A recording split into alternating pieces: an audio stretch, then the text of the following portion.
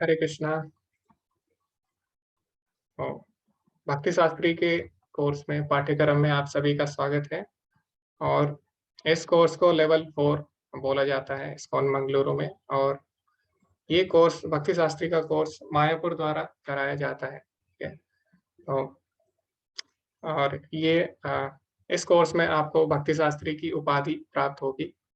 और ये बहुत ही अच्छा कोर्स माना जाता है। और इस्कॉन में 2 दीक्षाएं होती है, एक तो हरिनाम दीक्षा होती है और एक दूसरी जो दीक्षा होती है सेकंड इनिशिएशन जिसको बोलते हैं, उसके लिए भी भक्ति शास्त्री कोर्स बहुत ही आवश्यक होता है। इसीलिए इस कोर्स को हमें गंभीरता से लेना होगा। तो चर्चा करेंगे कोर्स के विषय में, ये कोर्स क्या है उसके बारे में हम आगे चर्चा करते रहेंगे। ठीक है। तो सबसे पहले हमें जानना होगा भक्ति शास्त्री। तो भक्ति शास्त्री का अर्थ होता है जो भक्ति शास्त्र को जानता है। तो इस कोर्स का नाम भक्ति शास्त्री क्यों है? तो बहुत सारे शास्त्र हैं। तो जैसे कि नीति शास्त्र है और न्याय शास्त्र है और धर्म शास्त्र भी है। ठीक है। अर्थशास्त्र भी है, आयुर्वेद है हमारा। ठीक है। विमान शास्त्र, बहुत सारे शास्त्र हैं। तो जितने भी शास्त्र हैं वो मुख्यतः हमें सिखाते हैं 4 पुरुषार्थ के बारे में। तो 4 पुरुषार्थ कौन से होते हैं? धर्म, अर्थ और काम मोक्ष के बारे में। ठीक है। तो जो 4 मुख्यतः पुरुषार्थ हैं उसके बारे में हमें मुख्यतः जो शास्त्र हैं वो बताते हैं। तो धर्म मतलब होता है अपना कर्तव्य का निर्वहन किस तरह किया जाए।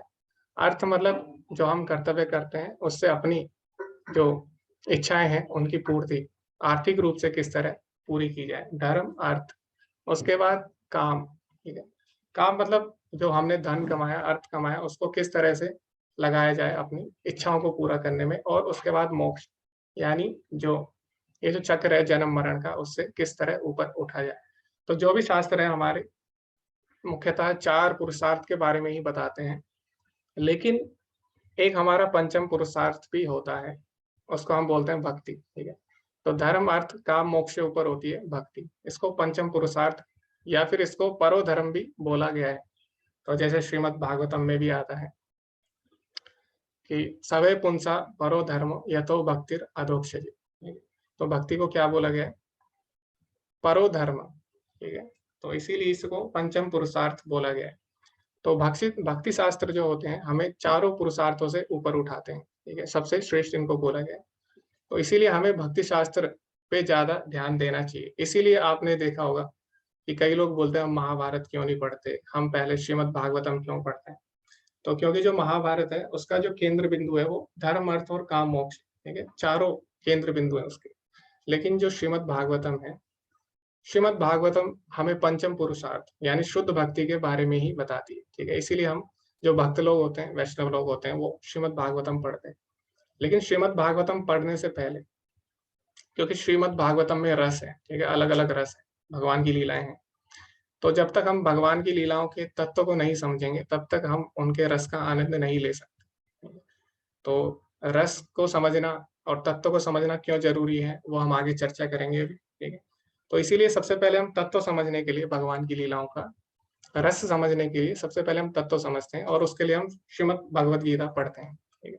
तो इसीलिए श्रीमद् भगवद गीता, श्रीमद् भागवतम, इनको भक्ति शास्त्र बोला गया है। लेकिन श्रीमद् भगवद गीता को आधार मानते हुए हम बाकी शास्त्र, जो बाकी भक्ति शास्त्र है, उनका अध्ययन करते हैं।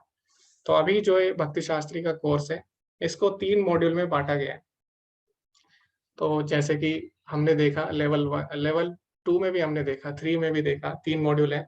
तो जो पहले 6 अध्याय हैं उसको फर्स्ट मॉड्यूल, और जो 7 से लेके 12 तक अध्याय है उसको सेकंड मॉड्यूल, और जो 13 से लेके 18 तक अध्याय है उसको थर्ड मॉड्यूल। तो इस तरह बांटा गया है। और हर मॉड्यूल के बाद एक परीक्षा होगी, और जब उस परीक्षा को हम कर लेंगे, जैसे 6 अध्याय होंगे हमारे, उसके बाद एक मॉड्यूल हमारा समाप्त हो जाएगा।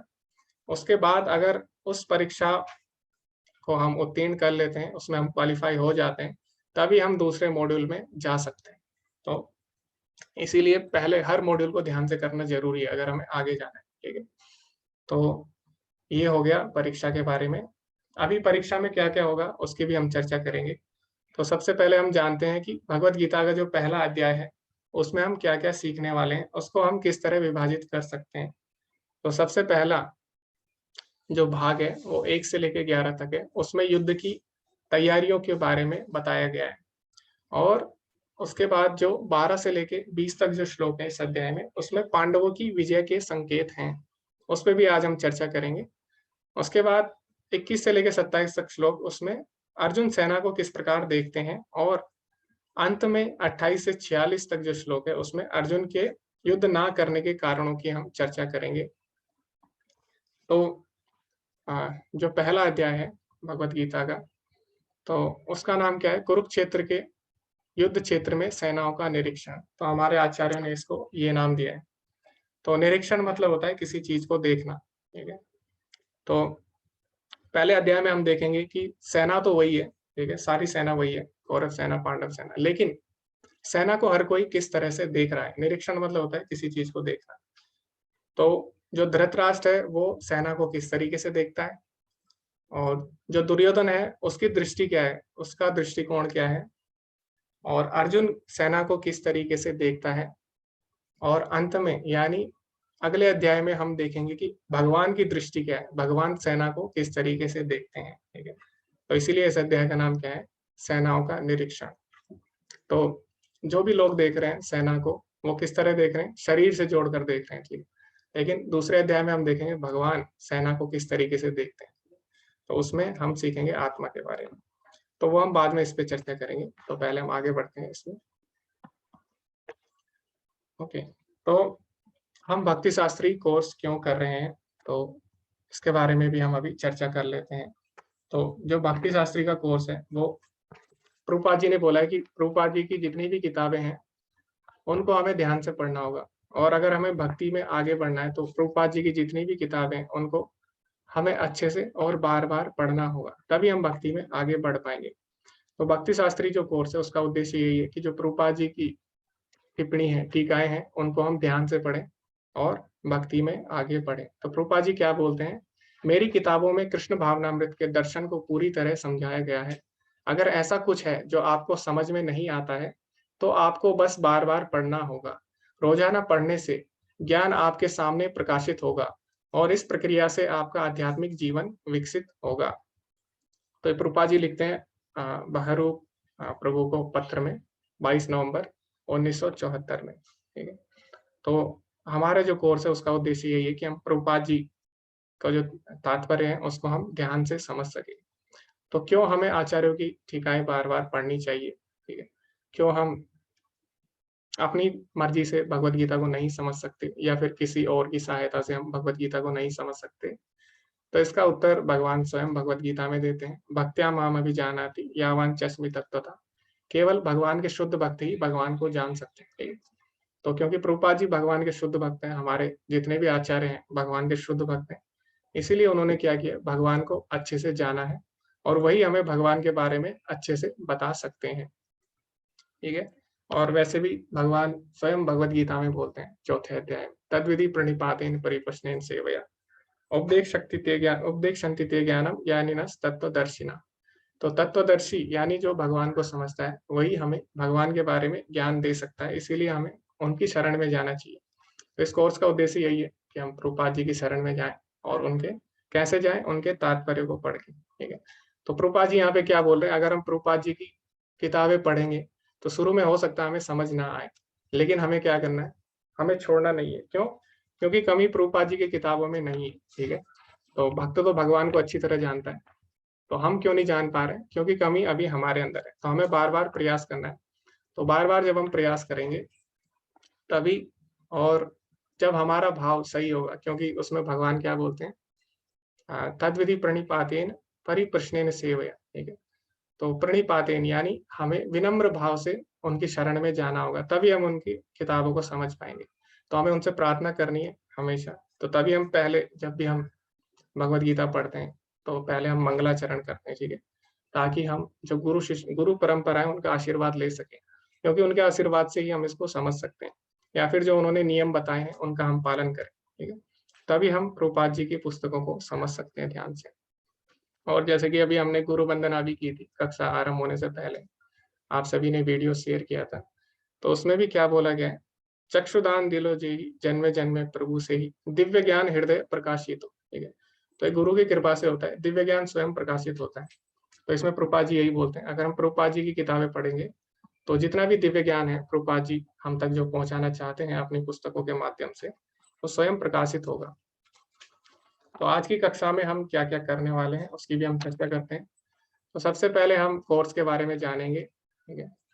तो उस पर हम पहले ही चर्चा कर चुके हैं, थोड़ा बहुत जो अभी बाकी है वो हम आने वाली स्लाइड्स में चर्चा करेंगे उसकी। उसके बाद हम देखेंगे कि ऐसी क्या परिस्थितियां हैं जिनके कारण भगवत गीता बोली गई, और उसके बाद हम देखेंगे कि प्रभुपाद जी का मनोभाव और जो आंदोलन है वो क्या है उसके बारे में हम जानेंगे, जो कि कहाँ पे दिया है, जो कि भगवत गीता यथारूप है उसकी प्रस्तावना में दिया गया है। तो कल मैंने ग्रुप में भी मैसेज शेयर किया था कि सभी लोग प्रस्तावना और जो आरंभ के श्लोक है उनका अध्ययन करें। तो इसमें हम प्रस्तावना से आरंभ करेंगे, ठीक है। उसके बाद हम जानेंगे कि जो धर्म क्षेत्र है उसके वो जो धर्म क्षेत्र शब्द है उसका क्या महत्व है, उस पर भी हम चर्चा करेंगे।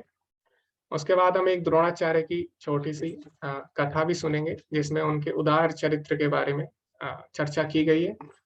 उसके बाद हम कीर्तन कर सकते हैं, अगर हम लोग बहुत ज्यादा अगर थक जाएंगे तो हम कीर्तन भी कर सकते हैं बीच में, और अगर हमारा फ्लो सही रहा तो हम आगे बढ़ सकते हैं। उसके बाद हम द्रोणाचार्य की कूटनीति और दुर्योधन की कूटनीति के बारे में चर्चा करेंगे, जो कि 3 से लेकर 11 तक के श्लोक में दी गई है। उसके बाद अंत में हम देखेंगे कि ऐसे क्या संकेत है जिससे हमें पता लगता है कि जो पांडव है उनकी विजय होने वाली है। तो हमें 12 से लेके 20 तक जो श्लोक है उसमें हमें मिलता है। तो उद्देश्य क्या है आज की कक्षा का? आज की कक्षा में हम समझेंगे कृष्ण द्वारा भगवत गीता बोलने की घटनाओं की श्रृंखला, ऐसी क्या परिस्थिति थी जिसके कारण भगवत गीता बोली गई। उसके बाद श्रील प्रभुपाद की मनोदशा, और यानी उनका मूड और मिशन वो क्या है उसको भी हम समझेंगे, जो कि प्रस्तावना में दिया है। उसके बाद धर्म क्षेत्र की व्याख्या करेंगे। उसके बाद द्रोणाचार्य की कहानी और दुर्योधन की कूटनीति, पांडव सेना की विजयी के संकेत। तो भक्ति शास्त्री में हम क्या क्या करने वाले हैं, सबसे पहले ओपन बुक असेसमेंट होगा, ठीक है। इसमें हम पुस्तक से देख के हम प्रश्न उत्तर हल कर सकते हैं। तो इसकी जो वेटेज है, ठीक है, इसको 60% यानी 60% वेटेज दी गई है, और इसमें कम से कम हमें आधा स्कोर करना होगा यानी 50%, 50%। उसके बाद हमारे कुछ क्वेश्चन होंगे, कुछ प्रश्न होंगे, वो क्लोज बुक क्वेश्चन होंगे, यानी उसमें हमें पुस्तक की सहायता नहीं लेनी है, ठीक है। पुस्तक में बिना देखे उनको हमें हल करना होगा। तो उसकी जो वेटेज रखी गई है वो 20% रखी गई है।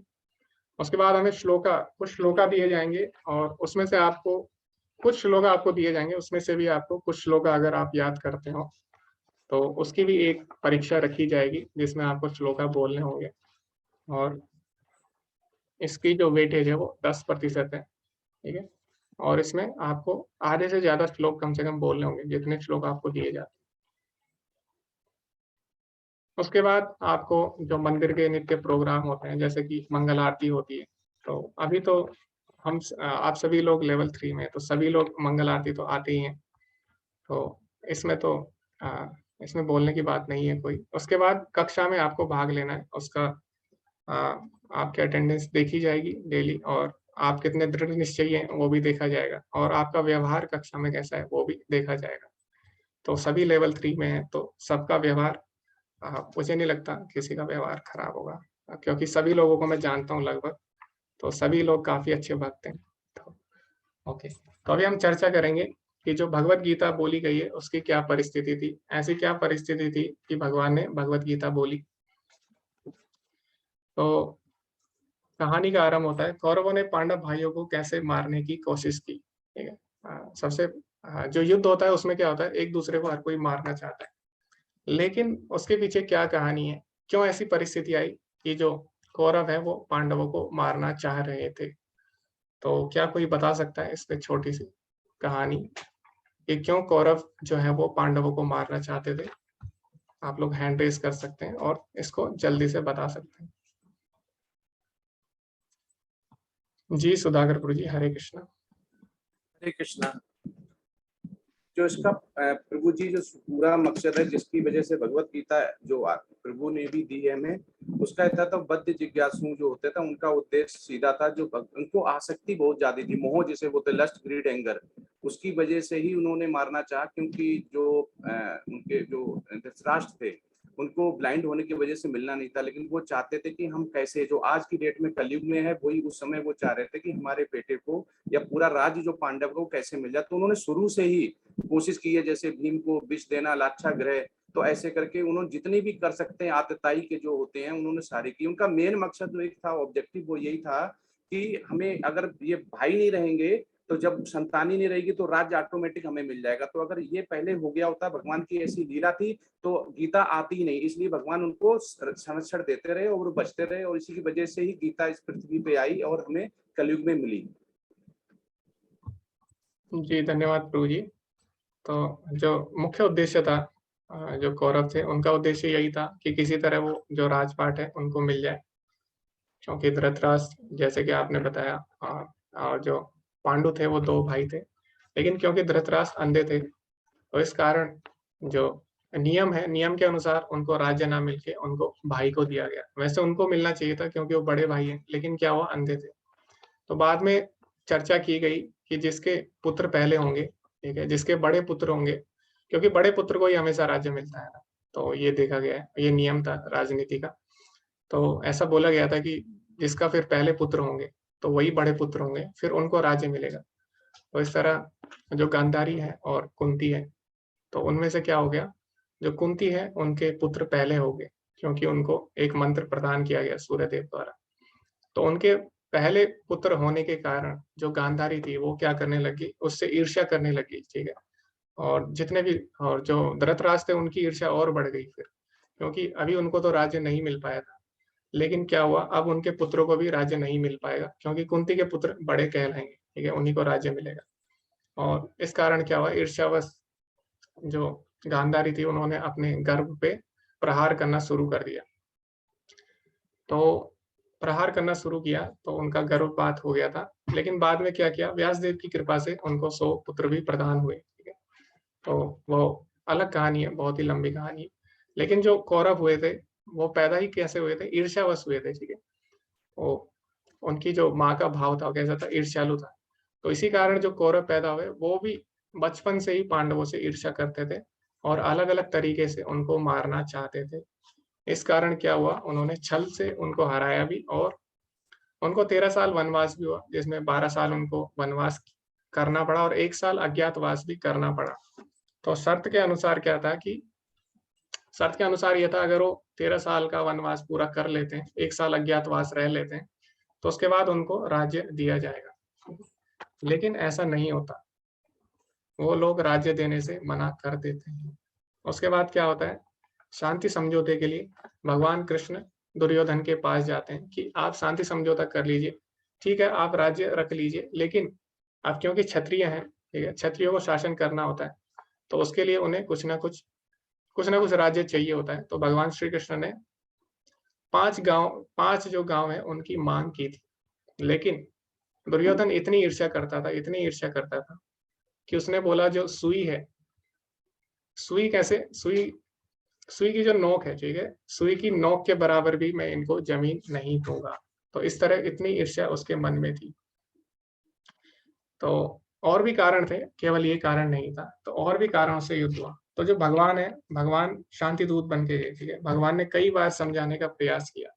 तो ऐसे हम लोग महाभारत में भी देखते हैं, जो राम जी थे, श्री राम जी, तो श्री राम ने भी काफी बार रावण को समझाने का प्रयास किया, हनुमान को भेजा, ठीक है, उसके बाद अंगद को भेजा, उसके बाद सुग्रीव को, और इस तरह तो उसके स्वयं के भाइयों ने उनको काफी बार समझाने का प्रयास किया।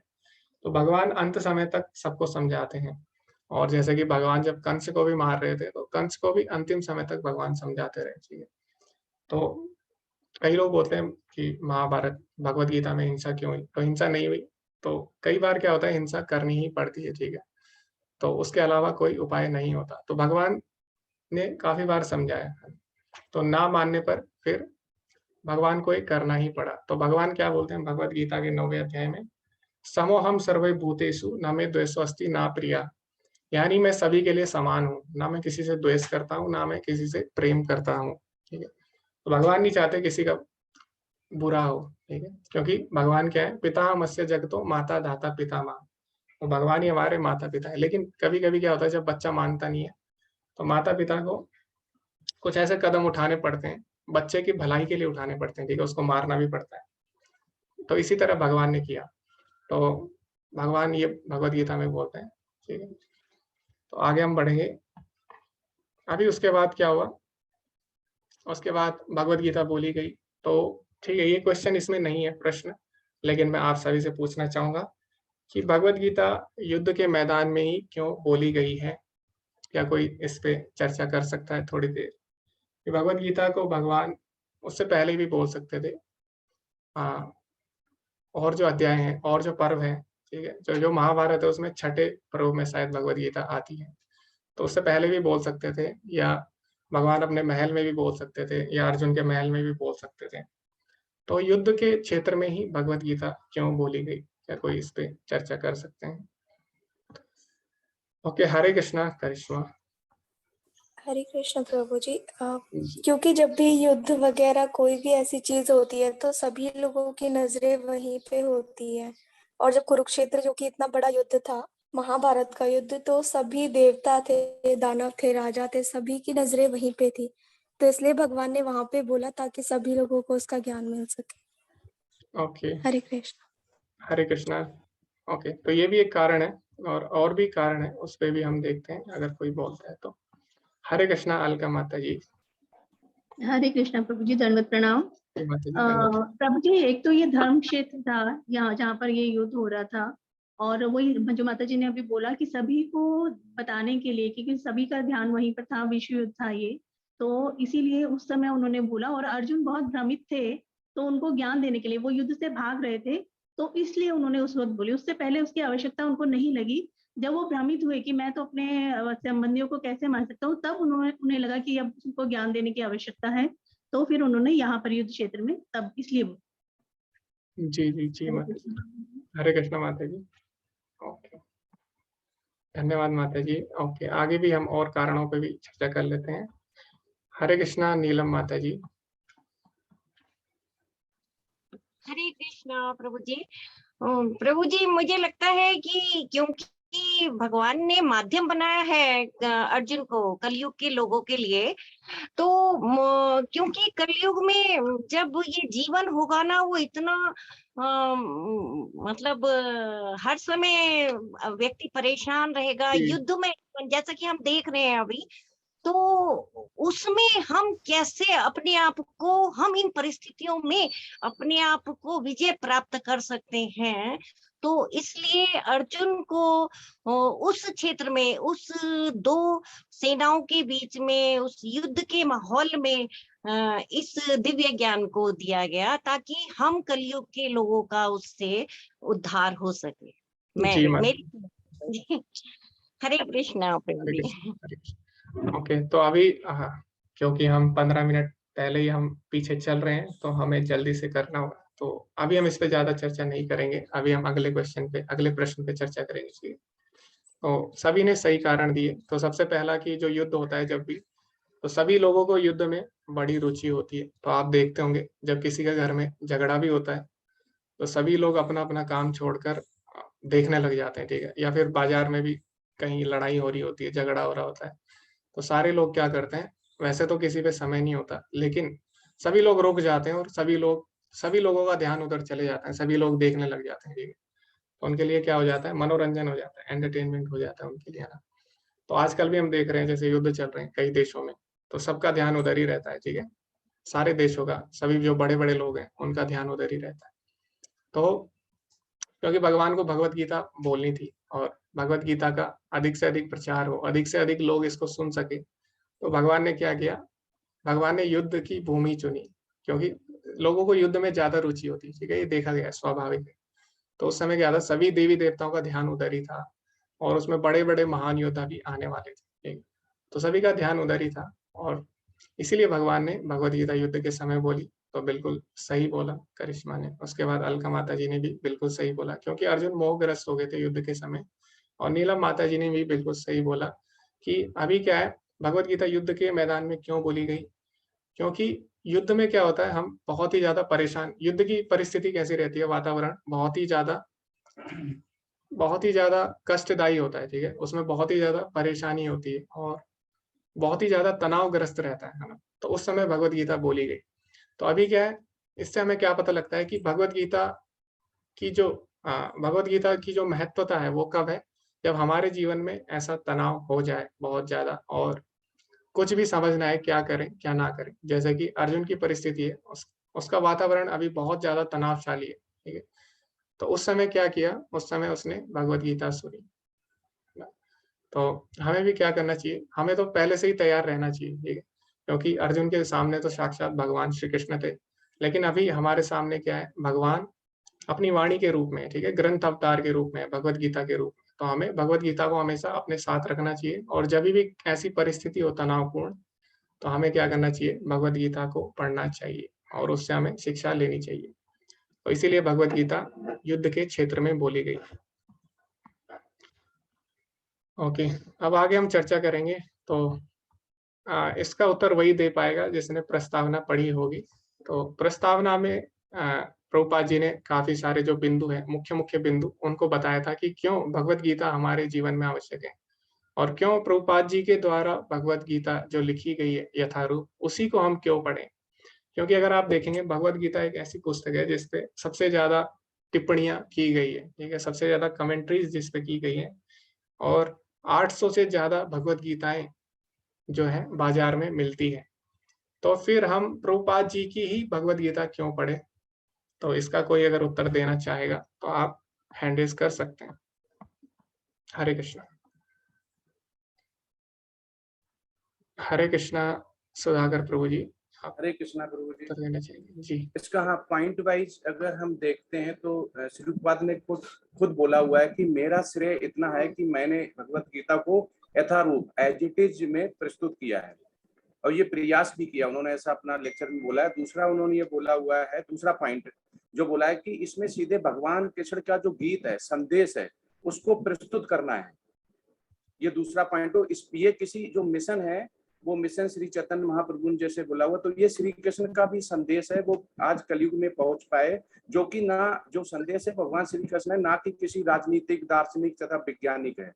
तो इसकी भगवान की जो इच्छा को है उसको पहुंचाना। तीसरा पॉइंट है कि इसका एकमात्र जो उद्देश्य था, श्री प्रभुपाद ने बोला है कि जो बद्ध जिज्ञासु हैं हमारे जैसे, भगवान का जो गीत था, भगवान की जो इच्छा थी कि कलयुग में जो उनके जीव होंगे, अंश होंगे, उनको इस जो बद्ध जीव हैं, जिज्ञासु होंगे, उनको इस जो प्राकृतिक है, मेटेरियलिस्टिक है, उसकी आसक्ति से कैसे निकाल पाएंगे, अज्ञानता से कैसे निकल पाएंगे। तो इसलिए उनका उद्देश्य का मार्गदर्शन करना है। इसलिए ये गीता जो Bhagavad Gita Yatharup as it is आई है कि जिसमें कि बिल्कुल ही मिलावट नहीं है। तो ये 3 पॉइंट थे जो कि प्रस्तावना से आए हैं कि श्री प्रभुपाद ने इसका डिटेल में बताया हुआ है और लोग इसको, जो भी डिवोटी है वो उसको पढ़ते हैं तो वो जैसे मायावादी हो गए उस दृष्टि से, तो उससे वो निकल के आते हैं। तो उसको वो भगवत जो आसक्ति है उससे धीमे धीमे जो जिज्ञासु हैं उसको निकल सकते हैं। तो यही उनका 4 पॉइंट्स थे, वो उनका मेन मकसद था। हरे कृष्णा। जी, धन्यवाद प्रभु जी। हरे कृष्णा। तो आपने जो मुख्य बिंदु थे उनको पहले ही बता दिया है। तो इसके अलावा अगर और बिंदु है किसी के मन में, अगर कोई और बिंदु भी है जो उन्हें लगता है कि छूट गए, तो आप लोग बता सकते हैं। हरे कृष्णा तनुश्री माता जी। हरे कृष्ण प्रभु जी। जी सुधाकर प्रभु जी का सारे पॉइंट कवर अप कर लिए हैं, लेकिन मैं जी एक जी जी बताना चाहती हूँ कि श्रील प्रभुपाद भगवान के अनन्य भक्त थे। तो भक्त कभी नहीं चाहते कि अपना कुछ नाम, अपना कुछ जस, वो हमेशा भगवान को ग्लोरीफाई करना चाहते हैं और भगवान की वाणी को यथारूप भक्तों के सामने प्रस्तुत करना चाहते हैं, जैसे कि सारे भक्त उससे उपकृत हो सकते हैं। इसलिए हमें भक्ति में वृद्धि करने के लिए एक अनन्य भक्त की जब व्याख्या हम पढ़ेंगे तो हमारी भक्ति सही तरीके से वृद्धि हो सकती है। इसीलिए हमें शिला प्रभुपाद की जो भगवत गीता है एज इट इज, उसको पढ़ना चाहिए। जी माता जी, धन्यवाद। तो माता जी ने मुख्य बिंदु बोला, क्योंकि बाकी जिसने भी भगवत गीता लिखी है उसमें उसका मनोधर्म था, ठीक है? जैसे वैज्ञानिक अगर भगवत गीता लिखेगा तो विज्ञान की दृष्टि से देखेगा, ठीक है? और अगर कोई खिलाड़ी है वो भी भगवत गीता पढ़ते हैं तो वो खेल की दृष्टि से देखेगा इसको, ठीक है? और इस तरह जो मायावादी जो विचारधारा के लोग हैं वो मायावाद की दृष्टि से भगवत गीता को देखते हैं, ठीक है? तो हर कोई भगवान को अलग अलग तरीके से देख सकता है और सभी को लगेगा कि हाँ ये सही है, ठीक है। तो क्यों ऐसा होता है कि सभी को लगता है कि हाँ जिस दृष्टि से वो देख रहे हैं सही है? क्योंकि भगवान बोलते हैं भगवद गीता में, ये यथा माम प्रपद्यन्ते ताम सतैव भजाम्यहम्, ठीक है। जो जिस भाव से भगवान की शरण में जाता है, भगवान भी उसी भाव से उसके साथ आदान प्रदान यानी रेसिप्रोकेशन करते हैं। तो अलग अलग लोग अलग अलग दृष्टि से भगवान की जो शिक्षाएं उनको देखते हैं और उनको वही उसमें दिखाई देता है, लेकिन क्या वो वास्तव में भगवद गीता का अर्थ होता है? क्योंकि सभी लोग बोल सकते हैं कि हमने इस तरह से देखा ये भी सही है, हमने इस तरह से देखा वो भी सही है, लेकिन फिर हम कैसे माने कि किसका दृष्टिकोण सही है? हर कोई यही बोलेगा ना मेरा दृष्टिकोण सही है, ठीक है। तो इसका उत्तर भगवान भगवद गीता में ही देते हैं। भगवान बोलते हैं कि भक्त्या माम विजानाति यावान चस्मि तत्तथा, केवल भक्ति के द्वारा ही मुझे समझा जा सकता है जिस प्रकार मैं हूँ, ठीक है। यावान चस्मि तत्तथा, है ना, एज इट इज। तो भगवान को एज इट इज कौन समझ सकता है? भगवान का भक्त ही समझ सकता है। इसीलिए हमें किसकी टीका पढ़नी? भगवान के भक्तों की टीकाएं पढ़नी चाहिए, ठीक है।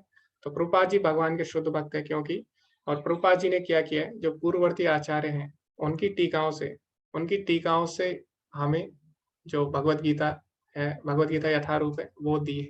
उनकी जो टीकाओं के मुख्य बिंदु थे उनसे हमें भगवत गीता दी है। तो प्रभुपाद जी ने कौन कौन सी मुख्य जो भगवत गीताएं हैं उनको उनके आधार पे भगवत गीता यथारूप हमें दी है। तो विश्वनाथ चक्रवर्ती ठाकुर हैं, ठीक है, और बलदेव विद्याभूषण हैं, और रामानुजाचार्य हैं, और विश्वनाथ चक्रवर्ती ठाकुर हो गया, बलदेव विद्याभूषण हो गया, और रामानुजाचार्य हो गए, ठीक है। और कौन है, ठीक है। तो ये जो मुख्य आचार्य हैं इनकी टीकाएं पढ़ के प्रभुपाद जी ने हमें भगवत गीता यथारूप दी है। तो इसीलिए हमें ये पढ़नी है। और एक और बात है कि जो भगवत गीता यथारूप है वो गुरु शिष्य परंपरा में आ रही है, ठीक है। तो हमें जो भगवत गीता है वो गुरु शिष्य परंपरा में पढ़नी चाहिए। और क्यों ऐसा है, हमें गुरु शिष्य परंपरा में क्यों पढ़नी चाहिए? क्योंकि भगवान स्वयं भगवत गीता में बोल रहे हैं, ठीक।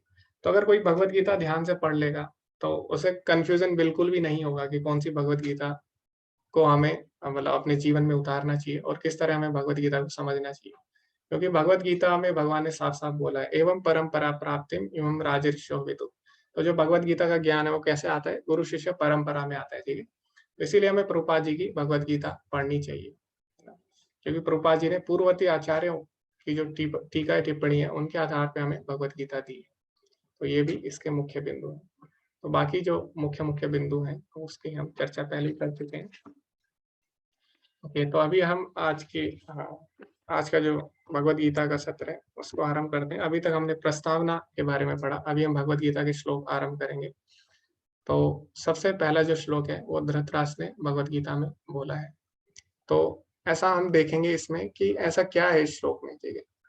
तो कई लोगों को लगता है कि इसमें कुछ नहीं है क्योंकि धृतराष्ट्र ने बोला है, और तो कई लोगों को लगता भी है कि भगवत गीता में पहला श्लोक धृतराष्ट्र ने बोला है और वो भी पूछ रहा है कि क्या किया, तो इसका मतलब क्या हुआ। तो लोग क्या करते हैं, इसको छोड़ देते हैं, और कई लोग तो दूसरे अध्याय से पढ़ना आरंभ करते हैं। लेकिन हमें समझना होगा कि अगर धृतराष्ट्र ने पहला श्लोक बोला है तो उसके पीछे जरूर कोई ना कोई मुख्य कारण छुपा हुआ है, और वो क्या कारण है वो हमें पता लगेगा अपने आचार्यों की टीका टिप्पणी से, ठीक है।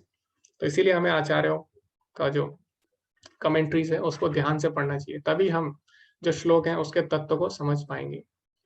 तो इसमें धृतराष्ट्र क्या बोलते हैं, धर्म क्षेत्रे कुरुक्षेत्रे समवेतायुत्सवः मामकः पांडवश्चैव किम कुर्वत संजय। धृतराष्ट्र ने कहा, हे संजय, धर्म भूमि कुरुक्षेत्र में युद्ध की इच्छा से एकत्रित हुए मेरे तथा पांडु के पुत्रों ने क्या किया। तो जैसे कि मैंने आपको बताया, पहले अध्याय का नाम क्या है, युद्ध क्षेत्र में सैन्य निरीक्षण, यानी सेना को कौन किस तरह से देख रहा है। तो इसमें जो धृतराष्ट्र है हमें उनकी मानसिकता का पता लग रहा है। तो धृतराष्ट्र जो है सेना को किस तरीके से देख रहे हैं, मेरे यानी अपने पुत्र और पराये के दृष्टिकोण से वो सेना को देख रहे हैं, ठीक है। तो मेरे की उनके अंदर भावना है, ठीक है। तो इससे हमें क्या पता लगता है, भगवत गीता के पहले श्लोक में ही मेरे की बात हो रही है। तो इससे हमें क्या पता लगता है कि संसार में जितने भी युद्ध हैं, ठीक है, तो वो क्यों होते हैं, जितने भी बुरे कार्य होते हैं वो इसीलिए होते हैं क्योंकि उनके पीछे मेरे की भावना निहित होती है, मेरे की भावना छुपी होती है, ठीक है। तो ये इस श्लोक की जो महत्वता है, ठीक है, ये इस श्लोक की इंपॉर्टेंस है। तो इसमें क्या है, इससे हमें यही पता लग रहा है कि मैं मेरे की भावना जब तक हमारे अंदर से नहीं जाएगी तब तक हम सुखी नहीं रह सकते। तो अभी जो धृतराष्ट्र है वो क्या है, उसकी मानसिकता कैसी है, वो व्याकुल है, चिंतित है, ठीक है। चिंतित क्यों है, क्योंकि उसके अंदर अभी भी मैं मेरे की भावना है। तो दुनिया में जितने भी फसाद है उसकी जड़ क्या है, मैं मेरे की भावना, ठीक है। यही हमें श्लोक सिखाता है। तो हाँ ठीक है, और ठीक है, इसी के साथ हम आगे बढ़ेंगे। तो आपने देखा होगा कि अभी यहाँ पे धृतराष्ट्र अशांत है, ठीक है, उसके मन में शांति बिल्कुल भी नहीं है। तो शांति नहीं है, तो इसका क्या कारण है, इसका कारण है कि वो अपने जीवन में वो नहीं कर रहा जिससे शांति आती है। तो हमने देखा 5वें अध्याय के 29वें श्लोक में, जिसको कि शांति सूत्र भी बोला गया है। तो कोई बता सकता है 5वें अध्याय का 29वां श्लोक शांति सूत्र? तो फिर हमें पता लगेगा कि धृतराष्ट्र शांत क्यों नहीं है, ठीक है, उसके मन में अशांति क्यों है आखिर। जी तनुश्री माता जी, हरे कृष्णा।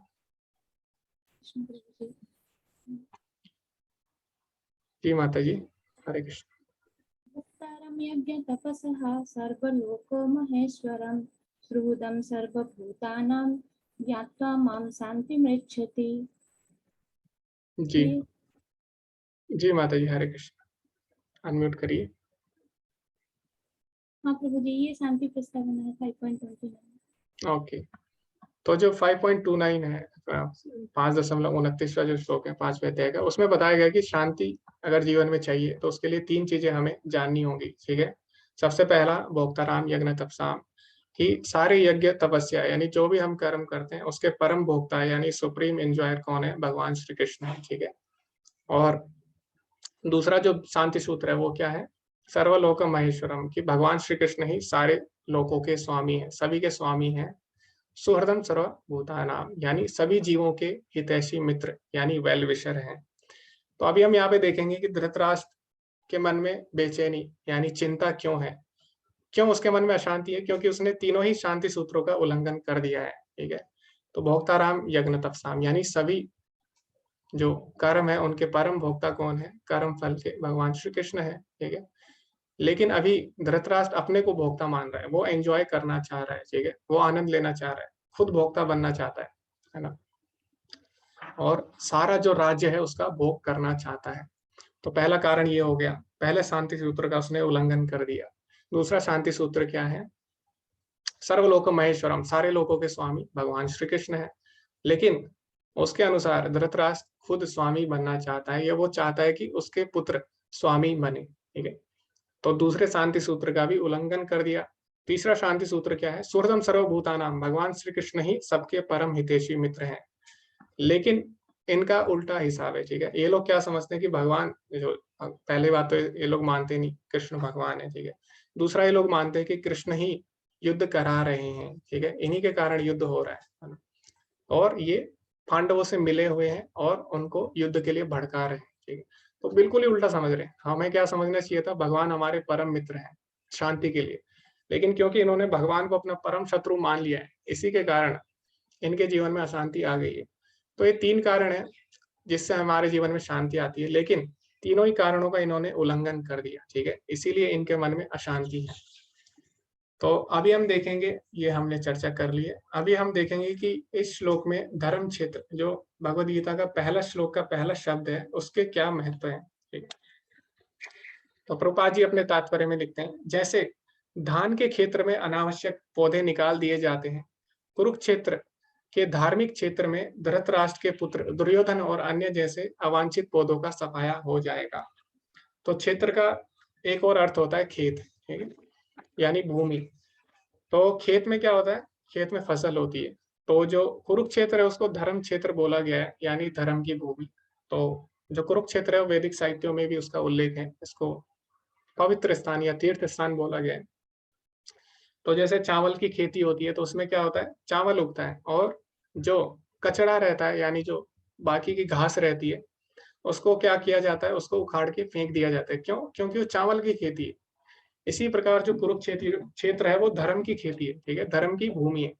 तो वहां पे क्या होगा, वहां पे धर्म फैलेगा और जो अधर्म है उसको उखाड़ कर फेंक दिया जाएगा।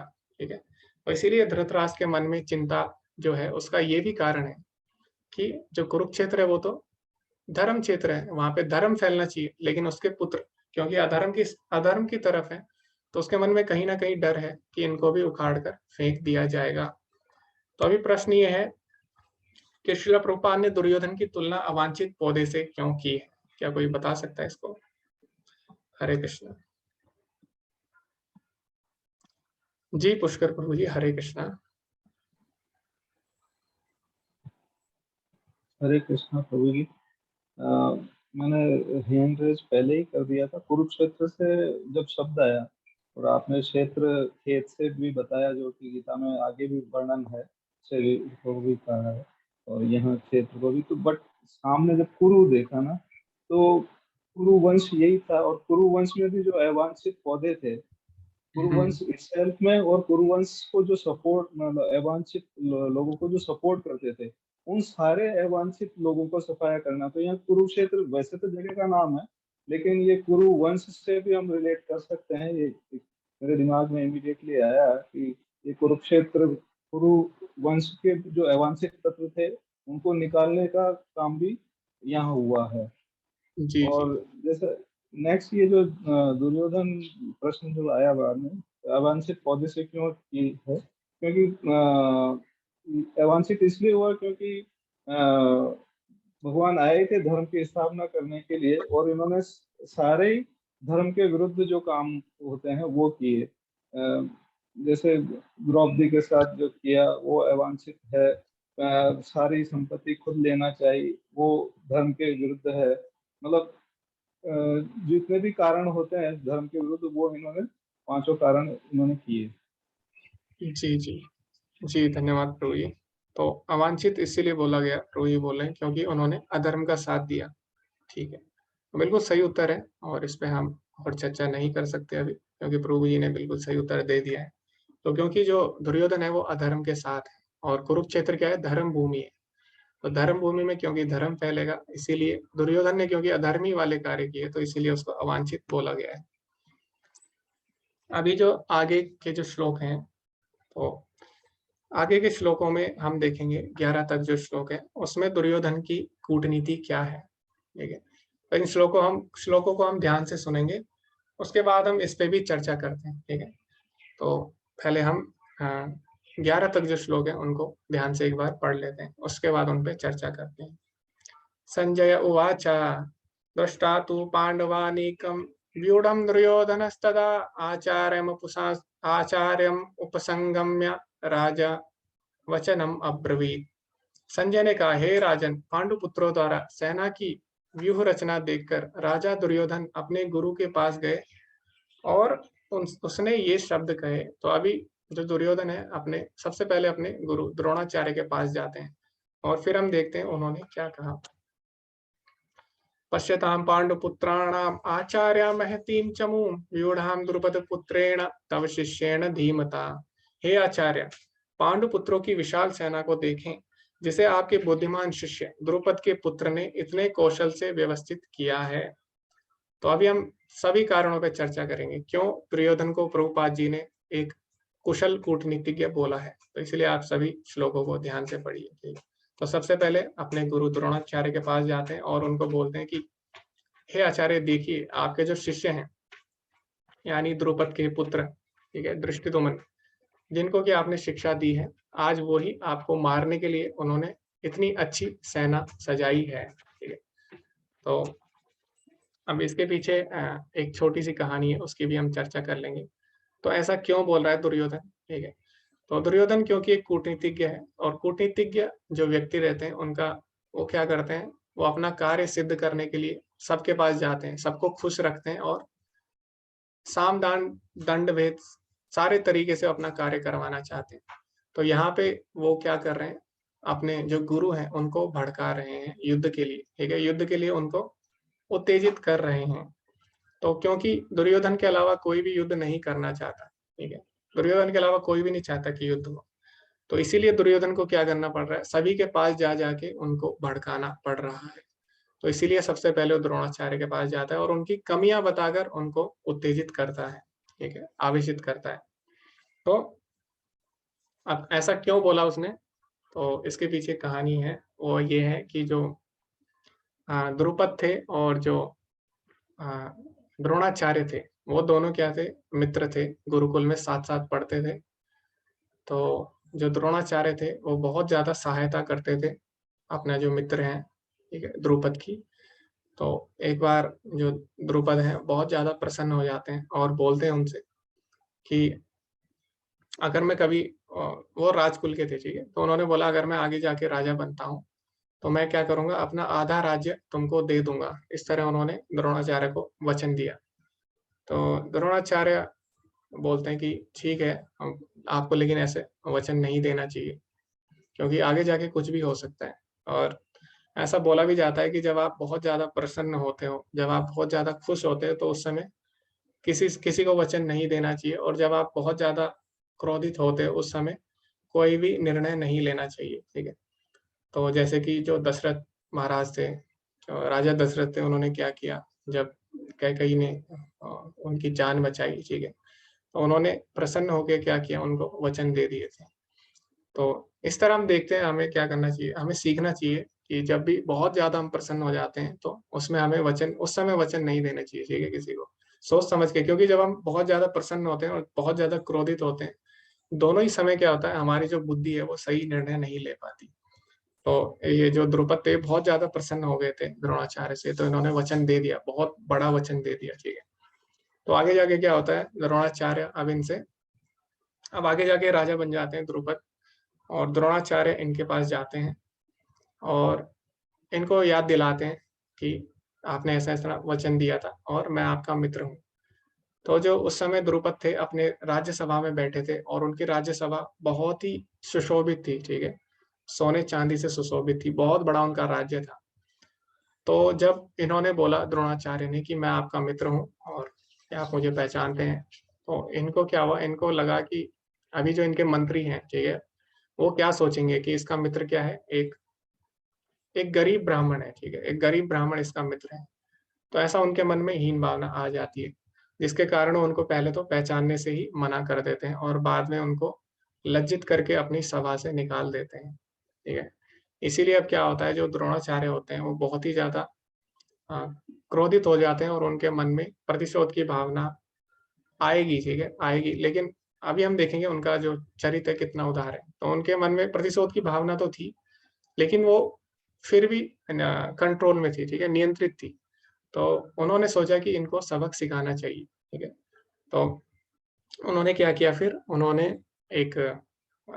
क्या किया फिर, उसके बाद पांडु पुत्र जो थे, पांडवों को और जो कौरव थे उनको अस्त्र शस्त्र विद्या सिखाई और एक सेना तैयार करके जो द्रुपद थे उन पे आक्रमण कर दिया और उनको बंदी बना लिया, ठीक है। और उसके बाद क्या किया, उनको बोला कि मैं आपका सारे राज्य ले सकता हूँ, लेकिन मैं ऐसा नहीं करूंगा, और मैं चाहूँ तो मैं तुम्हें मार भी सकता हूँ, लेकिन मैं ऐसा नहीं करूंगा। मैंने ये सब क्यों किया, तुमको केवल सबक सिखाने के लिए किया है, ठीक है, कि तुम्हारा जो अहंकार है वो नष्ट हो सके। तो इस प्रकार जो द्रोणाचार्य थे उन्होंने अपनी उदार प्रकृति, जो उदार प्रवृत्ति होनी चाहिए ब्राह्मण के अंदर, ठीक है, उसको उन्होंने प्रस्तुत किया। तो हम देखते हैं जो ब्राह्मण है, ब्राह्मण किसको बोलते हैं, जो सतोगुण में रहते हैं, ठीक है। तो सतोगुण का जो मुख्य लक्षण है वो क्या है, ज्ञान। और ज्ञान का जो मुख्य लक्षण है, भगवत गीता का 13वां अध्याय अगर हम पढ़ेंगे, उसमें ज्ञान के मुख्य लक्षण दिए हैं। तो पहला लक्षण क्या दिया है, अमानित्वम अदम्भित्वम, यानी हमारे अंदर सम्मान की भावना नहीं होनी चाहिए, अदम्भित्वम, अहंकार नहीं होना चाहिए, ठीक है। तो ये जो सारे गुण थे ये द्रोणाचार्य के अंदर थे और उन्होंने इसको प्रस्तुत भी किया। तो आगे प्रभुपाद जी क्या बोलते हैं, द्रोणाचार्य जानते थे द्रुपद महाराज को उनका पुत्र मिल गया है, भविष्य में वह मुझे मार डालेगा। फिर भी जब उन्हें सैन्य कला सीखने के लिए उनका शिष्य बनने की पेशकश की गई तो उन्होंने स्वीकार किया। हाँ, इसका मतलब है कि ब्राह्मण इतने उदार थे, जब वह मेरे शिष्य के रूप में आ रहा है, कोई बात नहीं, वह भविष्य में मुझे मार डालेगा, इससे कोई फर्क नहीं पड़ता, लेकिन मुझे उसे शिक्षा देनी चाहिए। तो द्रोणाचार्य को पता था कि जो द्रुपद है उन्होंने तपस्या की है और जो यज्ञशाला है, यज्ञ से उन्होंने द्रुपद को प्रकट किया है, यज्ञ से उन्होंने दृष्टिद्युम्न को प्रकट किया है, और दृष्टिद्युम्न आगे जाके उनको मारने वाला है, फिर भी उन्होंने शिक्षा दी, अपना कर्तव्य निभाया। तो इससे भी उनका उदार चरित्र हमें पता लगता है, ठीक है। तो द्रोणाचार्य कोई साधारण व्यक्ति नहीं थे, वो बहुत ही अच्छे ब्राह्मण थे और उनका चरित्र कैसा था, उदार चरित्र। अभी हम आगे जानेंगे कि कृपा जी इसमें क्या बोलते हैं। निर्बंध कृष्ण संबंधे, तो कृपा जी लिखते हैं, इसीलिए लोग पूछ सकते हैं कि इन महान योद्धाओं का उल्लेख करने से हम क्या आध्यात्मिक प्रगति करते हैं, क्योंकि हम हरे कृष्ण महामंत्र का जप करने के लिए हैं।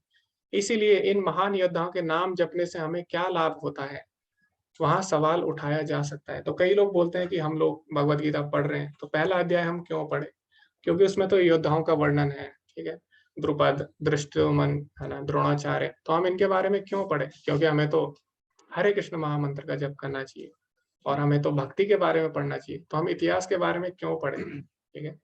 तो कई लोग बोलते भी हैं, इसीलिए कई लोग पहला अध्याय पढ़ते भी नहीं है। लेकिन प्रभुपाद जी क्या बोल रहे हैं, बात यह है कि निर्बंधम कृष्ण संबंध, जब भी कृष्ण के साथ संबंध होता है वहां भी कृष्ण हो जाता है। तो जिस भी वस्तु का कृष्ण से संबंध होता है वो कृष्णमयी हो जाती। तो वैसे तो हर वस्तु का संबंध कृष्ण से है, ठीक है। विशेषकर जो योद्धा हैं, जितने भी योद्धा जो कुरुक्षेत्र में एकत्रित हुए, सभी का कहीं ना कहीं भगवान से संबंध है। तो जब हम भगवान से संबंधित वस्तुओं के बारे में पढ़ते हैं तो वो भी क्या होती है, वो भी दिव्य होती है, ठीक है। तो इसीलिए जितने भी योद्धा हैं उनके बारे में भी हमें जानना चाहिए, ठीक है, उनके जीवन के बारे में भी हमें समझना चाहिए थोड़ा थोड़ा। तो कई लोग होते हैं, जैसे आपने देखा होगा अभी भागवतम भी होती है कहीं पे, तो जो कथावाचक होते हैं भागवतम के, तो वो क्या करते हैं, श्रीमद् भागवतम आरंभ ही करते हैं वो 10वें स्कंद से, ठीक है, जहाँ पे रासलीला जहाँ से शुरू होती है, ठीक है। क्यों ऐसा करते हैं, क्योंकि जो कलयुग के लोग हैं, ठीक है, उनकी भगवान की कथाओं में तो रुचि नहीं है, लेकिन रासलीला में क्या होता है, रासलीला में क्योंकि उसमें जैसे आजकल हम देखते हैं, ठीक है, फिल्म देखते हैं, मूवीज देखते हैं, तो उसमें क्या होता है, हीरो हीरोइन होते हैं, ठीक है, वो लोग नृत्य करते हैं आपस में, तो सभी लोगों को पसंद आता है ना आजकल कलयुग में।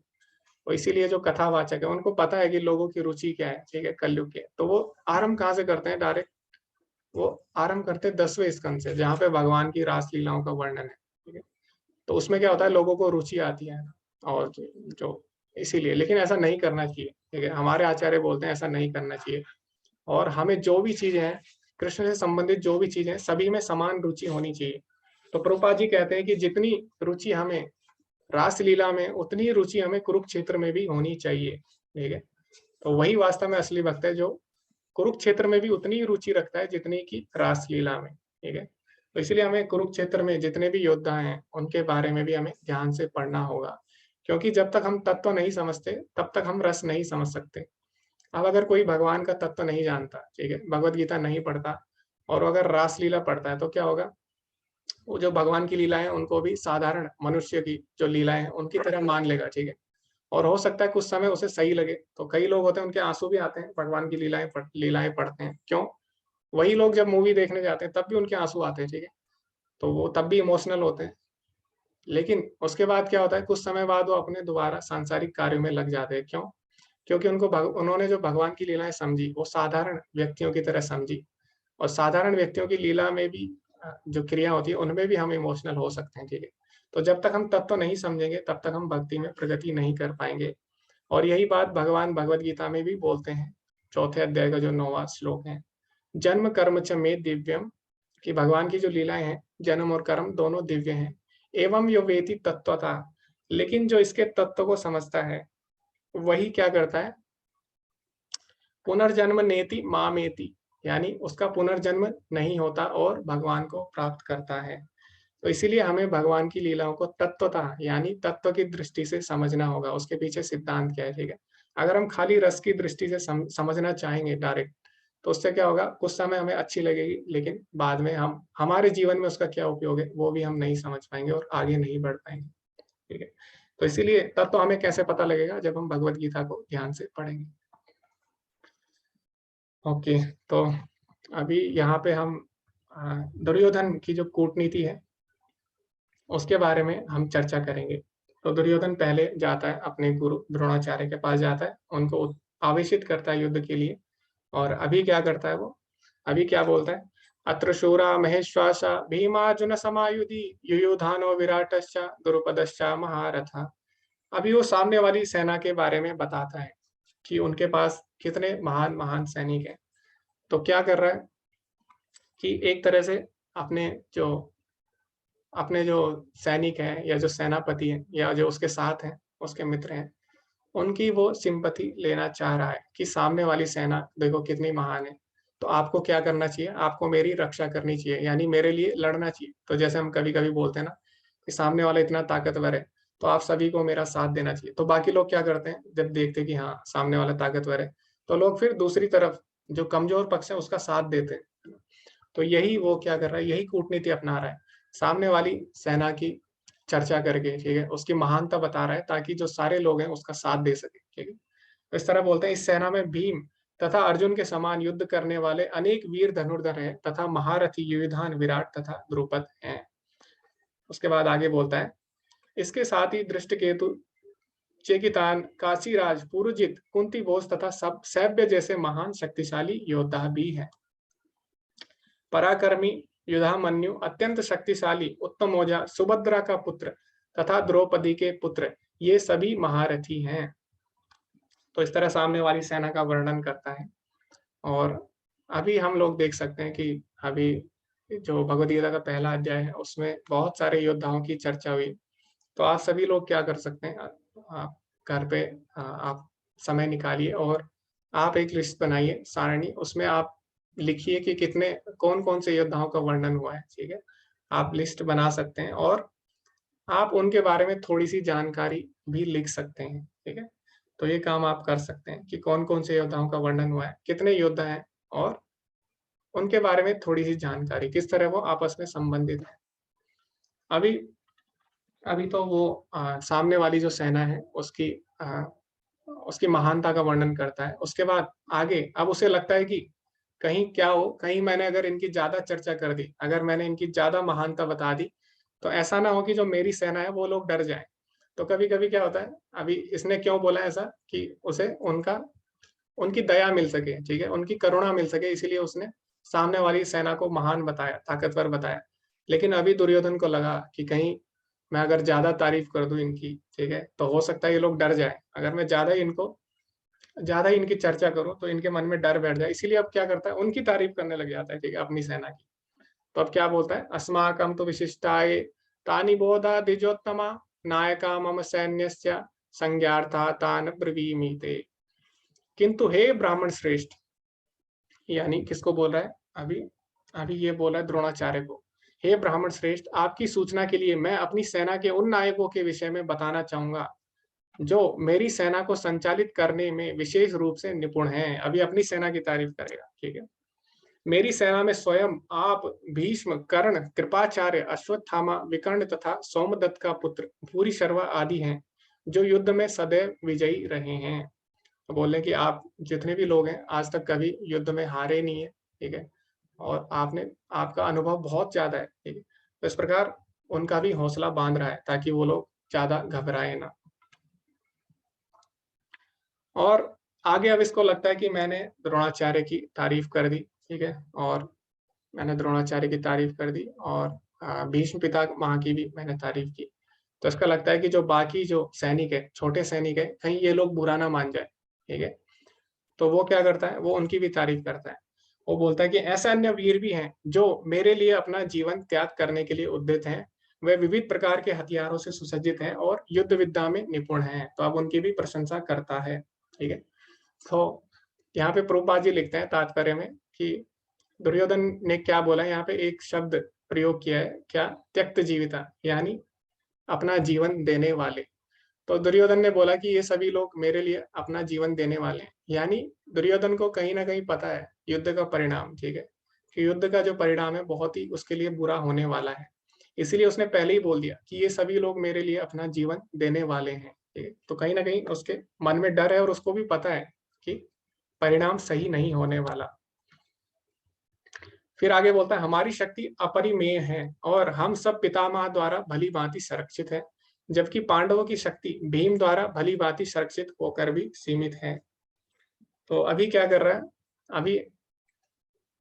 अभी जो दुर्योधन है वो भीम से बहुत ही ज्यादा ईर्ष्या करता है, ठीक है, क्योंकि बचपन से ही वो भीम से बहुत ही ज्यादा ईर्ष्या करता है। तो भीम को उसने एक बार जहर देने का भी प्रयास किया, ठीक है, और क्योंकि दोनों ही गदा चलाते थे, दोनों ही गदा में निपुण थे, तो इसीलिए दोनों में प्रतिस्पर्धा कंपटीशन भी चलता रहता था, तो जिसके कारण दोनों एक दूसरे से बहुत ही ईर्ष्या करते थे, ठीक है। तो ऐसा होता है जब हम एक क्षेत्र में होते हैं, एक फील्ड में होते हैं, तो कहीं ना कहीं क्या होता है संसार में, अगर एक क्षेत्र में लोग कार्य करते हैं तो उनके मन में ईर्ष्या आ जाती है ना। तो देखा होगा आपने, जैसे दो छात्र हैं एक ही कक्षा में है, तो उनके मन में भी कंपटीशन यानी प्रतिस्पर्धा की भावना रहती है। इसी तरह कोई भी फील्ड हो, तो इसमें क्या है कि जो दुर्योधन है और जो भीम है, दोनों ही गदाधर हैं, ठीक है, दोनों ही गदा चलाते थे और दोनों ही बहुत ही अच्छे गदा चलाते थे। तो दोनों बचपन से ही आपस में क्या करते हैं, एक दूसरे से प्रतिस्पर्धा करते हैं, जिसके कारण एक दूसरे से ईर्ष्या करते हैं। तो यहाँ पर भीम से अपनी ईर्ष्या दिखाने के लिए वो क्या कर रहा है, भीम की कमी बता रहा है, ठीक है, कि भीम तो अभी नया नया है, उसको इतना अनुभव नहीं है, जबकि हमारे साथ तो पितामह भीष्म है जो कि इतने महान योद्धा है, ठीक है, तो हमारे साथ एक अनुभवी योद्धा है। तो इससे क्या कर रहा है, भीम पे अपनी जो ईर्ष्या है उसको प्रदर्शित कर रहा है। अतः सैन्य व्यूह में अपने अपने मोर्चों पर खड़े रहकर आप सभी भीष्म पितामह को पूरी पूरी सहायता दे। तो अभी उसको लगता है कि मैंने भीष्म पितामह की बहुत ज्यादा प्रशंसा कर दी है, लेकिन जो बाकी जो सैनिक है अभी मुझे उनको भी खुश करना होगा, ठीक है। तो बोलता है कि ठीक है, भीष्म पितामह को बहुत ज्यादा अनुभव है, लेकिन अभी क्या है वो वृद्ध हो चुके हैं, तो जो बाकी सैनिक है उनको भी उनकी सहायता करनी चाहिए। तो इस प्रकार जो दुर्योधन था वो सभी को प्रसन्न करना चाहता है, सबके पास जा जाके। तो ऐसा क्यों कर रहा है, तो इस पे हम चर्चा करेंगे और इसके लिए हम ब्रेकआउट्स रूम भी बनाएंगे। तो आप सभी लोग चर्चा कर सकते हैं, ब्रेकआउट्स रूम ज्वाइन करिए और कुछ मिनट 3 मिनट हम चर्चा करेंगे, उसके बाद हम अभी ग्रुप बनाएंगे। और अभी यहाँ पे 20 लोग हैं, तो हम लोग 4 ब्रेकआउट, ठीक है, हम 3 ब्रेकआउट रूम बना सकते हैं और उसमें हम देखेंगे फिर सारे ब्रेकआउट रूम से आप चर्चा करिए, ठीक है, इसके विषय में कि जो दुर्योधन था वो ऐसा क्यों कर रहा है, ठीक है, उसके कूटनीतिक कारण क्या है और क्यों ऐसा कर रहा है, वो सबके पास जा रहा है, और उसको आप उदाहरण भी दे सकते हैं अब तक हमने जो चर्चा की, ठीक है। तो आप क्या करिए, ब्रेकआउट रूम बनाइए, उस पर चर्चा करिए और जो भी आप चर्चा करते हैं उसके पॉइंट्स लिख लीजिए, और हर ब्रेकआउट रूम में से एक प्रतिनिधि होगा, एक लीडर होगा, वो आप डिस्कस करिए आपस में कौन होगा और वो सारे ग्रुप के पॉइंट्स बताएगा, ठीक है। तो हम लोग भी ऐसे ही करते हैं जब हम भक्ति शास्त्री का कोर्स करते हैं, तो आप लोग भी ऐसा करना।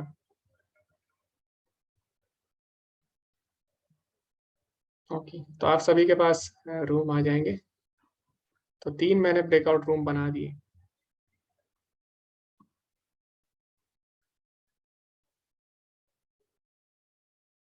ठीक है, तो आप लोग ज्वाइन कर सकते हैं ब्रेकआउट रूम्स, आप पे ऑप्शन आएगा ज्वाइन का, ठीक है।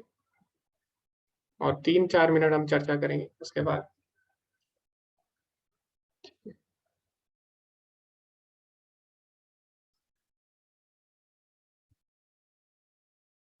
ठीक है, आप सभी लोग ज्वाइन करिए और चर्चा करिए आपस में।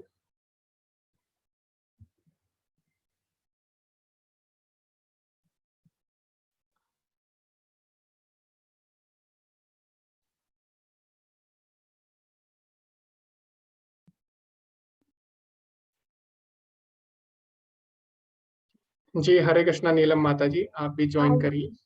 प्लीज किस में ज्वाइन करना है? आपके पास एक ऑप्शन आ रहा होगा ज्वाइन ब्रेकआउट रूम, तो उसमें आप क्लिक करिए और ज्वाइन करिए, ठीक है माता जी। अभी तो नहीं आ पा रहा, मेरा तो नहीं आया है अभी। ओके, नहीं आना चाहिए माता जी सब। आया था, वो मैंने मिस कर दिया एक्चुअली, आया था वो मेरे से मिस हो गया। ओके माता जी, मैं ठीक है, नहीं मैं कर पाई। आया था, मैं उसको ठीक है, मैं आपको दूसरे रूम में फिर डालना पड़ेगा, आप उस पर क्लिक करिए, ठीक है। आप जी। मत। जी, हरे कृष्ण। ओके, आरती माता जी, दिगंबर प्रभु जी और हरि प्रिया माता जी, आप भी ज्वाइन करिए। हरे कृष्ण।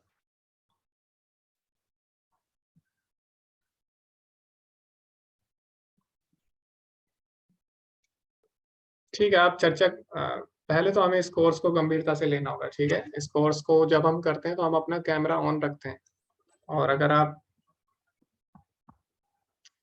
खा रहे हैं, पी रहे हैं इस कोर्स को करते हुए, तो बिल्कुल सही नहीं है।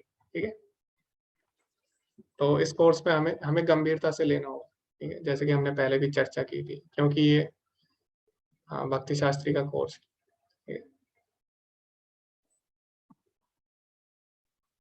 तो हम तो कैमरा ऑन रखते हैं, लेकिन आप लोगों को मैंने बोला नहीं, क्योंकि आप सभी लोग क्या हैं, काफी अच्छे डिवोटीज हैं और सबको मैं जानता हूँ।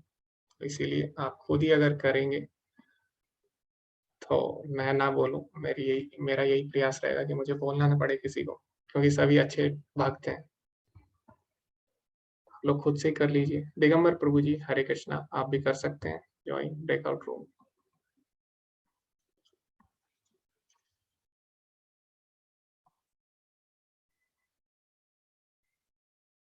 पुष्कर प्रभु जी, अच्छा ठीक है।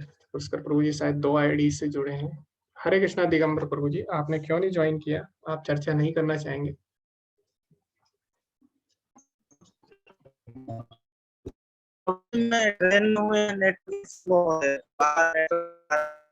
ठीक ठीक है प्रभु जी। ओके, जी जी जी। तो आपकी आवाज नहीं आ रही है सही से। ठीक है, मैं समझ गया आपके नेटवर्क में कोई इशू है।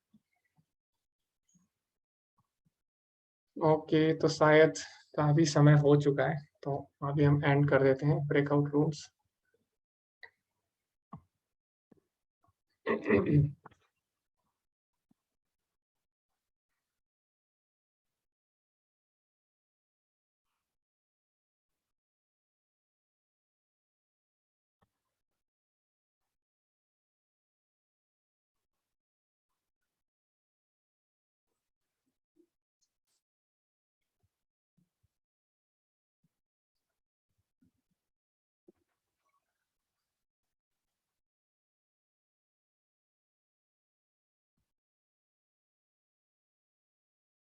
जी पल्लवी माता जी, हरे कृष्णा।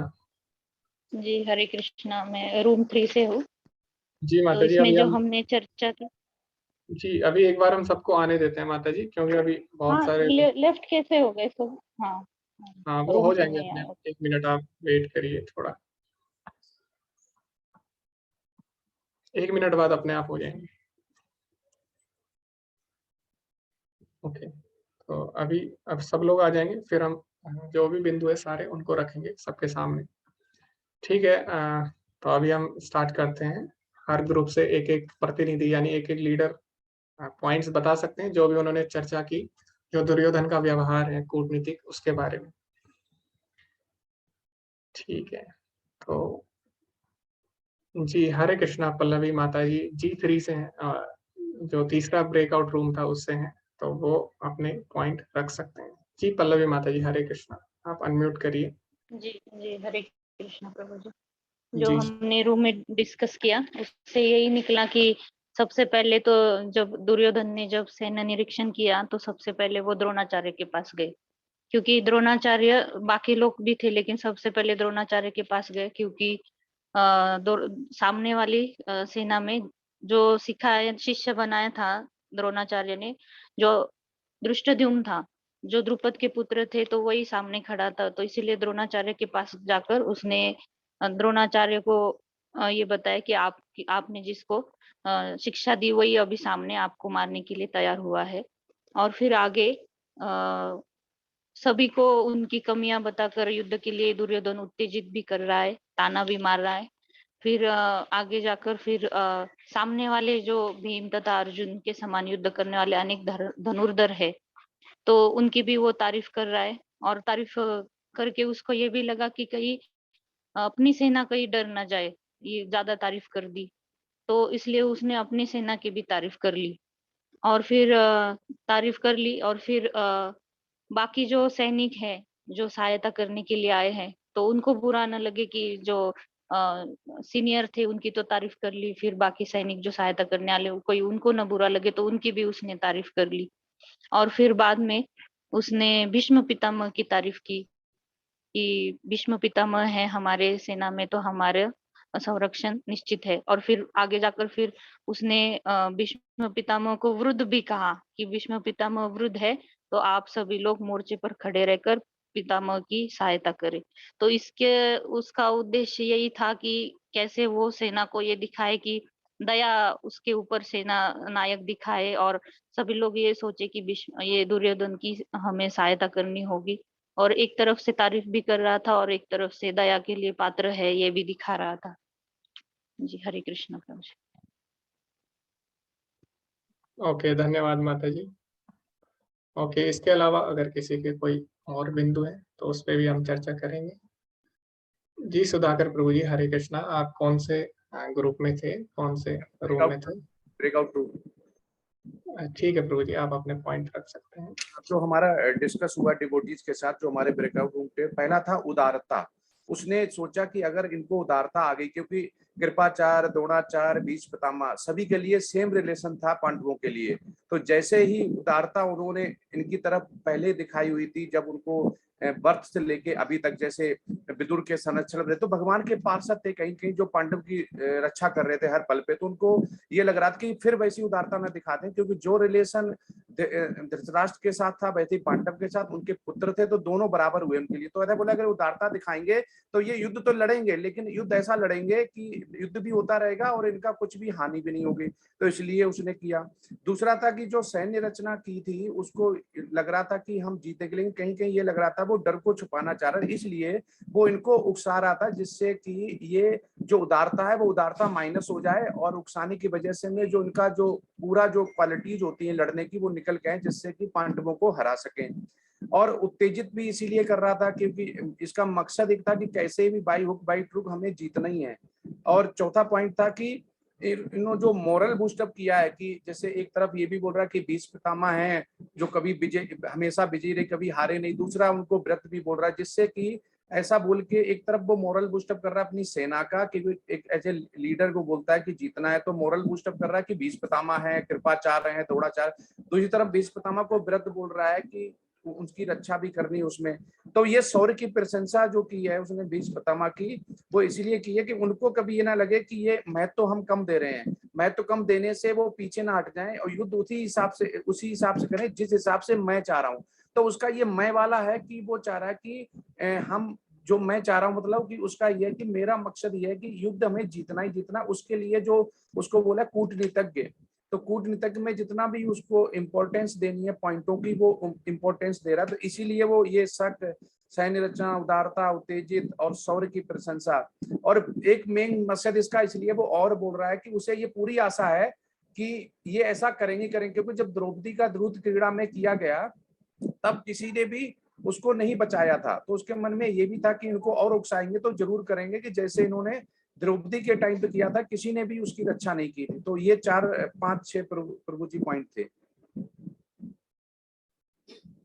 जी धन्यवाद प्रभु जी, आपने काफी अच्छे पॉइंट्स रखे और अभी हम सब पे चर्चा भी करेंगे एक बार, तीनों ग्रुप ने जो पॉइंट रखे। जी अब लास्ट ग्रुप से हम सुनेंगे। हरे कृष्णा पल्लवी माता जी, आपके ग्रुप में क्या चर्चा हुई? जी प्रभु जी, मैंने स्टार्टिंग में बताया। ओके ओके, तनुश्री माता जी। जी तनुश्री माता जी, हरे कृष्णा। हरे कृष्ण प्रभु जी। माता जी और प्रभु जी तो सारे पॉइंट बता चुके हैं, मैं बस हमारे ग्रुप में ये डिस्कशन हुआ है कि हमेशा दुर्योधन एक कंपैरेटिव स्टडी देना चाहिए, क्योंकि वो जो अंदर से डरा हुआ होता है, जो अंदर से खुद ही हारा हुआ मानता है, वो ही एक कंपैरेटिव एनालिसिस हमेशा करते हैं। तो वो जाके गुरु द्रोणाचार्य को ये बता रहे हैं कि उनको याद दिला रहे हैं कि द्रुपद के साथ जो शत्रुता था, और ये बोल रहे हैं, फिर वो बोल रहे हैं कि हमारे सेना पितामह भीष्म के द्वारा सुरक्षित है, जो अपरिमेय शक्ति का प्रतीक होते हैं, लेकिन उनके सेना तो भीम के द्वारा सुरक्षित है, जो अभी अभी नए सीख रहे हैं। तो ये है। फिर वो बोल रहे कि पितामह भीष्म वृद्ध हो, फिर उनको लगा कि मैं उन पितामह भीष्म की ज्यादा तारीफ कर रही हूँ, तो उनको फिर बोल रहे कि वो तो वृद्ध है, हमारी सेना 11 अक्षुणी सेना से सुसज्जित है। तो ये सारे पॉइंट्स हैं, तो इसीलिए प्रभु जी। जी माता जी, बहुत ही अच्छे सभी ग्रुप ने रखे अपने अपने पॉइंट्स। सभी ने ये बोला, उत्तेजित करना चाहता है सबको गलत कार्य के लिए, क्योंकि कोई भी उसका साथ नहीं देना चाहता। कोई भी नहीं चाहता कि युद्ध हो, लेकिन किसी न किसी कारणवश कहीं ना कहीं उनको युद्ध में लगाना चाहता है।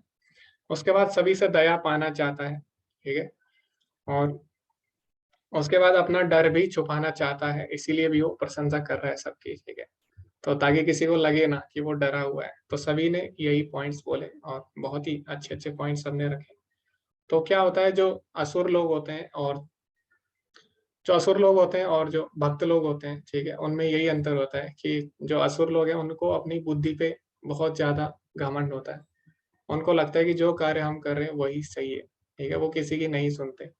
तो यहाँ पे दुर्योधन को लग रहा है कि बहुत बड़ा कूटनीतिज्ञ है, और है भी। तो उसको लगता है कि शायद उसकी बुद्धि सबसे ज्यादा बड़ी है, और किसी तरह वो अगर सबको युद्ध में लगा दे, ठीक है, अपनी बुद्धि से, तो क्या होगा, वो जीत जाएगा।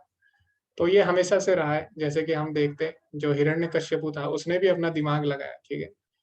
तो जब ब्रह्मा जी की तपस्या की, ब्रह्मा जी को उसने प्रसन्न किया, तो ब्रह्मा जी ने वरदान के लिए बोला, तो उन्होंने बोला कि आप मुझे अमर कर दीजिए।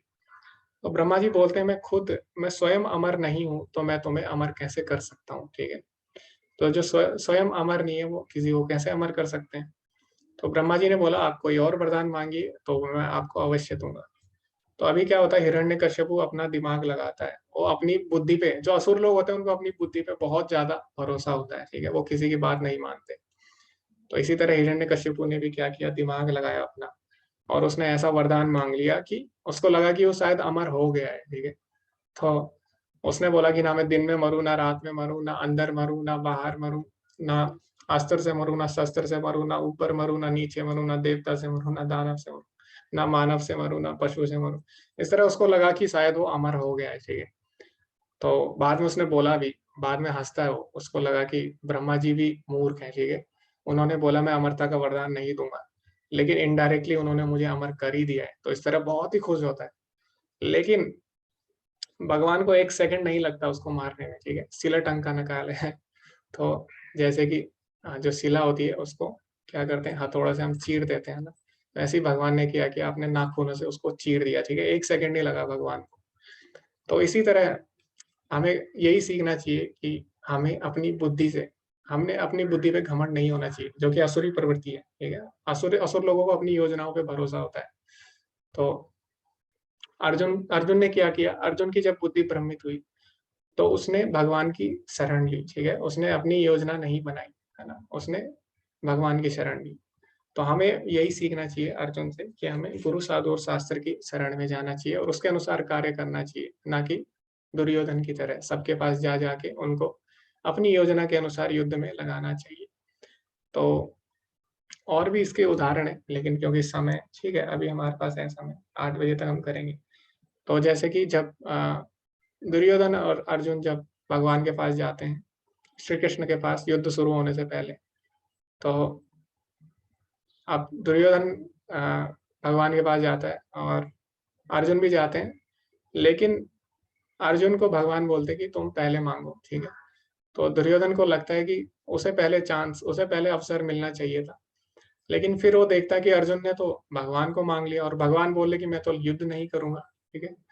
तो जब अर्जुन बोलता है कि मुझे भगवान श्री कृष्ण चाहिए और चाहे वो युद्ध करे ना करे, ठीक है, तो दुर्योधन बहुत ज्यादा खुश होता है और वो सोचता है कि ये तो मूर्ख है। अर्जुन को ऐसा सोचता है कि इसने मांगा भी तो किसको मांगा, जो कि युद्ध नहीं करेगा, ठीक है। और दुर्योधन क्या करता है, भगवान से अक्षणी सेना मांग लेता है। 18 में से 13 मांग ली थी शायद उसने, तो 13 अक्षणी सेना वो मांग लेता है। तो दुर्योधन को अपनी योजना पे बहुत ज्यादा विश्वास था और इसके लिए क्या करता हो, अलग अलग योजनाएं बना रहा है, ठीक है। तो ये असुरी प्रवृत्ति है ना, गलत योजनाएं बना के हम सोचते हैं कि हम गलत कार्य करेंगे और उसमें हम सफल हो जाएंगे। अभी हम पढ़ेंगे जो अगला भाग था, इस आज के जो सत्र का अगला भाग क्या था कि हम चर्चा करने वाले थे पांडवों की विजयी होने के संकेत। तो अभी जो श्लोक है 12 से लेके, ठीक है, 12 से लेके 20 तक जो श्लोक है उसमें हम चर्चा करेंगे कि पांडवों की विजयी के क्या संकेत हमें मिलते हैं। तो ऐसा क्यों है, तो जो भगवान के भक्त होते हैं वो क्या करते हैं, भगवान को चुनते हैं, ठीक है, भगवान की शक्तियों को नहीं चुनते। तो इसीलिए अर्जुन ने क्या किया, अर्जुन ने भगवान को चुना, तो इसीलिए विजय तो उसकी होनी ही होनी थी, ठीक है। तो कई लोग क्या करते हैं, जैसे असुरी प्रवृत्ति है यही शुरू से ही, जैसे कि जो रावण था, रावण ने क्या किया, रावण सीता को चाहता था, लेकिन राम को नहीं चाहता था, ठीक है। तो चाहता था सीता उसे मिल जाए, लेकिन राम को बिल्कुल भी नहीं चाहता था। यानी भगवान की शक्ति को चाहता है, लेकिन भगवान को नहीं चाहता। इसी तरह जितने भी असुर है, भगवान की शक्ति चाहते हैं, भगवान को नहीं चाहते, ठीक है। तो इसी कारण इनकी जो योजना होती है सारी असफल हो जाती है। लेकिन जो लोग भगवान को चाहते हैं, भगवान क्या करते हैं, उनके साथ आदान प्रदान करते हैं प्रेम का, और कभी भी उनका नाश नहीं होने देते, ठीक है। तो भगवान बोलते भी आगे 9वें अध्याय में, कौन्तेय प्रतिजानी ही न मे भक्ता प्रणश्यति, कि हे कुंती पुत्र घोषणा कर दो कि मेरे भक्त का कभी भी नाश नहीं होता। तो 2 तरीके के लोग होते हैं जो हमसे प्रेम करते हैं, एक जो हमसे कुछ चाहते हैं, ठीक है, जो हमारी पॉकेट से प्रेम करते हैं, और दूसरा जो हमसे सच में वास्तव में प्रेम करते हैं। तो इसी तरह भगवान के पास भी 2 लोग जाते हैं, एक जो दुर्योधन जैसे उनकी शक्ति चाहते हैं, और दूसरा जो भगवान को चाहते हैं, ठीक है। तो भगवान किसको ज्यादा प्रेम करते हैं, जो भगवान को चाहते हैं, और उन्हीं का भगवान साथ भी देते हैं। तो इसमें हम यही देखेंगे, जो भी संकेत है, इससे हमें पता लग जाएगा कि विजय किसके होने वाली है, पांडवों की। तो सबसे पहले इसमें आता है, तस्य संजयना हर्षम कुरुवर्धः पितामहः सिंहनादम विनज्योच्चे शंखम दद्मो प्रतापवान। जब कुरुवंश के वयोवृद्ध परम प्रतापी एवं वृद्ध पितामह ने सिंह गर्जना की सी ध्वनि करने वाले अपने शंख को उच्च स्वर से बजाया, जिससे दुर्योधन को हर्ष हुआ। अब क्या हुआ, जब भीष्म पितामह ने देखा कि दुर्योधन की स्थिति सही नहीं है, ठीक है, बाहर से वो दिखा रहा है कि बहुत ही ज्यादा प्रशंसा कर रहा है, सबको युद्ध के लिए उत्तेजित कर रहा है, लेकिन उसकी स्थिति समझ गए, ठीक है, कि दुर्योधन बहुत ही ज्यादा डरा हुआ है। तो दुर्योधन को खुश करने के लिए, उसका धैर्य बांधने के लिए जो भीष्म पितामह है, उन्होंने शंख बजाया कि दुर्योधन को थोड़ा कुछ समय के लिए उसको सुख प्राप्त हो सके, ठीक है। तो हमें भी होता है ना, जब कोई बहुत ज्यादा परेशान होता है तो थोड़ी देर उसको खुश करने के लिए हम कुछ कार्य करते हैं, जैसे कि उसको हंसाने के लिए हम कोई चुटकुले उसको सुना देते हैं, ठीक है। तो वही यहाँ पे भीष्म पितामह भी कर रहे हैं। उनको दुर्योधन की स्थिति इतनी दयनीय लगी कि उन्होंने क्या किया, उसको खुश करने के लिए शंख बजा दिया। अभी आगे क्या होता है, तत्पश्चात शंख नगाड़े बिगुल तुरही तथा सींग सहसा एक साथ बज उठे। वह संवेद स्वर अत्यंत कोलाहल पूर्ण था। दूसरी ओर श्वेत घोड़ों द्वारा खींचे जाने वाले विशाल रथ पर आसीन कृष्ण तथा अर्जुन ने अपने अपने दिव्य शंख बजाए, ठीक है। तो अभी हम देखेंगे कि जो भीष्म पितामह ने शंख बजाया उसको दिव्य शंख नहीं बोला गया, लेकिन अभी जो भगवान श्री कृष्ण और जो पांडव हैं उनके शंख को दिव्य शंख बोला गया है, ठीक है। तो हमें समझना होगा जो भगवान है और भगवान से संबंधित चीजें हैं वो सारी दिव्य होती है, ठीक है। तो क्योंकि अर्जुन भगवान के जो है शाश्वत मित्र हैं, ठीक है, और भगवान के नित्य पार्षद हैं, तो भगवान बोलते भी है 4थे अध्याय में, बहुनी में व्यतीतानी जन्मानी तब चार्जुना तानी हम वेद सर्वाणी न तम वेद परंतपा, कि हे अर्जुन तुम और मैं अनेकों अनेक बार इस धराधाम पर आ चुके हैं, मुझे सब कुछ ज्ञात है लेकिन तुम्हें कुछ भी ज्ञात नहीं है। तो भगवान ऐसा क्यों बोल रहे हैं, भगवान बोल रहे हैं कि जो अर्जुन है वो वास्तव में उनका नित्य पार्षद है, वो जब भी आते हैं अपने पार्षदों के साथ आते हैं, ठीक है, संगो पांगस्तरम। तो इसीलिए जो भगवान से संबंधित जितनी भी चीजें सारे दिव्य, अर्जुन भी कोई साधारण व्यक्ति नहीं है, वो भी दिव्य है, ठीक है, क्योंकि भगवान का नित्य पार्षद है। तो इसीलिए जो उनके शंख है वो भी क्या है, दिव्य है।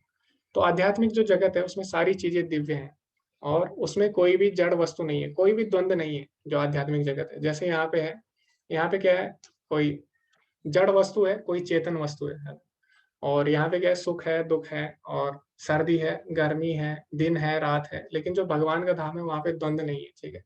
तो वहां पे जन्म मृत्यु नहीं है, वहां पे जितनी भी सारी चीजें हैं, ना वहां पे सुख दुख है, ना वहां पे दिन रात है, ठीक है। तो वहां पे जितनी भी चीजें हैं सारी दिव्य है और सारी चीजें वहां पे चेतन है, ठीक है। तो वहां की रेत भी चेतन है, और वहां पे जो वस्तुएं भी हैं वो भी क्या है, वो भी चेतन है। तो भगवान के धाम में जो चाहे मटका हो, उनके बर्तन हो, उनकी बांसुरी हो, उनके चक्र हो, सारे दिव्य हैं, ठीक है, और सभी चेतन वस्तुएं हैं। तो वहां पे कोई भी जड़ वस्तु नहीं है। तो क्योंकि ये सभी जो है ये भगवान के शाश्वत सेवक हैं, ठीक है, नित्य पार्षद हैं, तो ये भी दिव्य हैं और इनके शंख भी दिव्य हैं। तो आध्यात्मिक जगत और भौतिक जगत में एक और अंतर भी है कि जो आध्यात्मिक जगत है वहां पे जो वस्तुएं हैं उनको भी हम व्यक्ति की तरह ट्रीट करते हैं, ठीक है, उनका आदर करते हैं। लेकिन जो भौतिक जगत है उसमें हम व्यक्ति को भी वस्तु की तरह समझते हैं, ठीक है। तो आध्यात्मिक जगत में हम वस्तु को भी व्यक्ति की तरह समझते हैं, समझते नहीं है बल्कि होते हैं। और वहीं दूसरी ओर हम भौतिक जगत में व्यक्तियों को भी वस्तु की तरह समझते हैं, ठीक है। तो यहाँ पे जो शंख है इनके, ये भी क्या है, दिव्य है।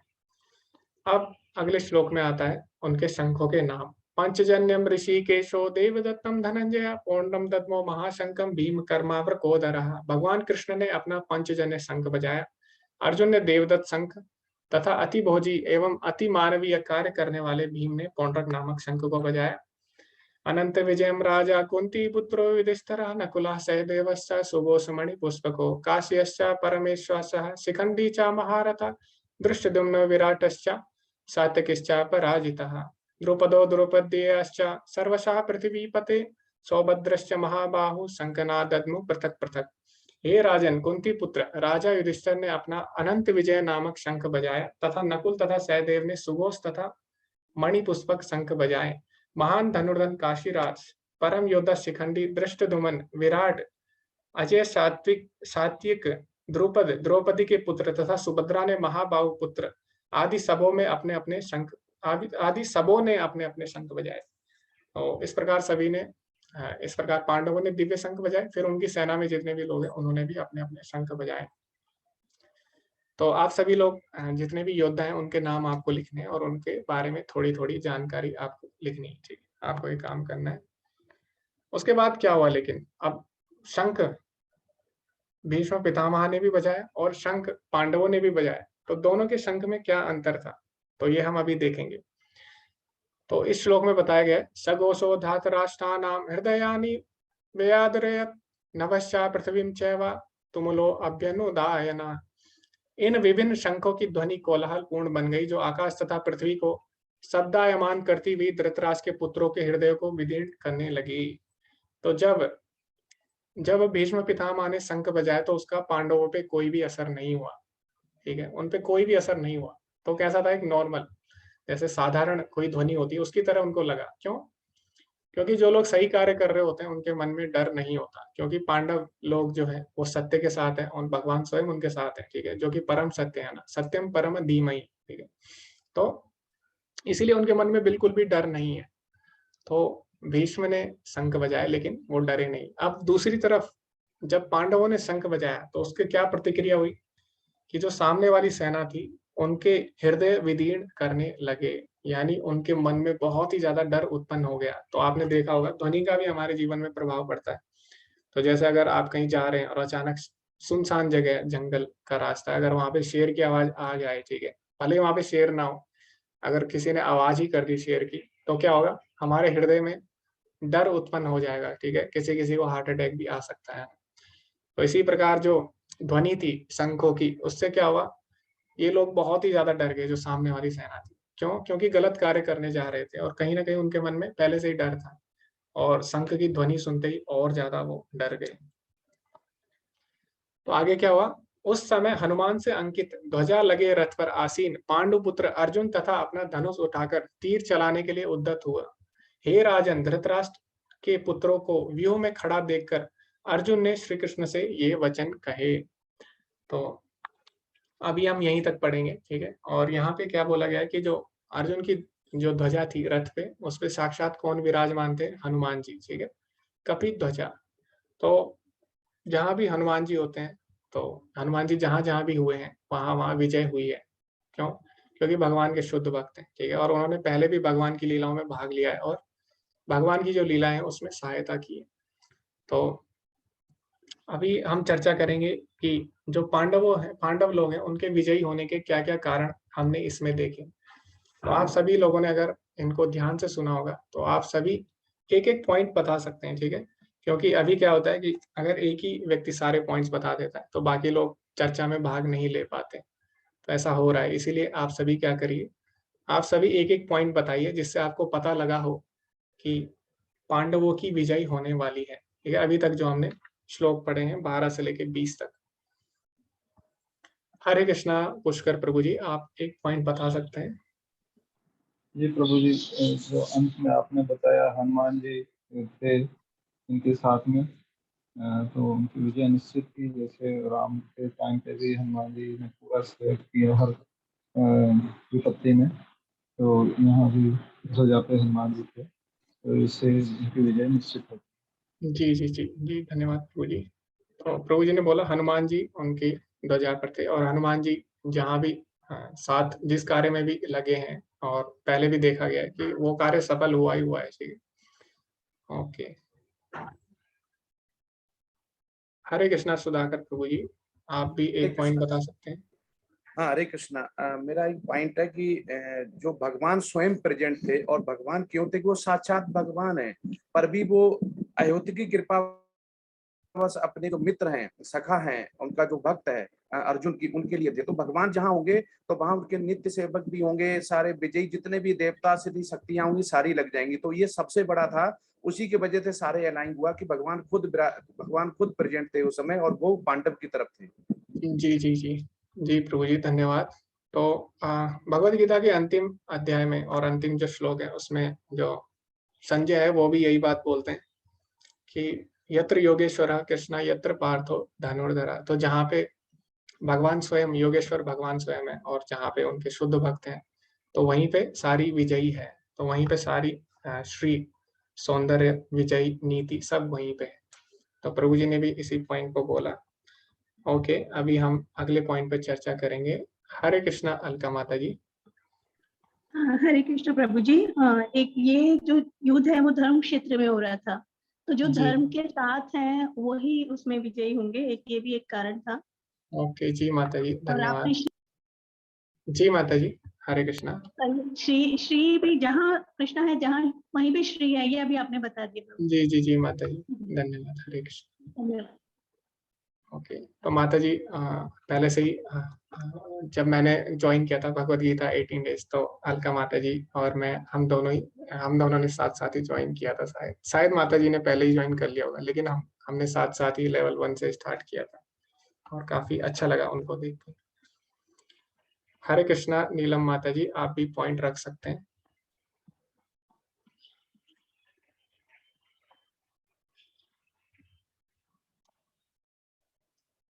हरे कृष्णा माता जी, आप अनम्यूट करिए, आपके स्क्रीन पे हाँ, अनम्यूट।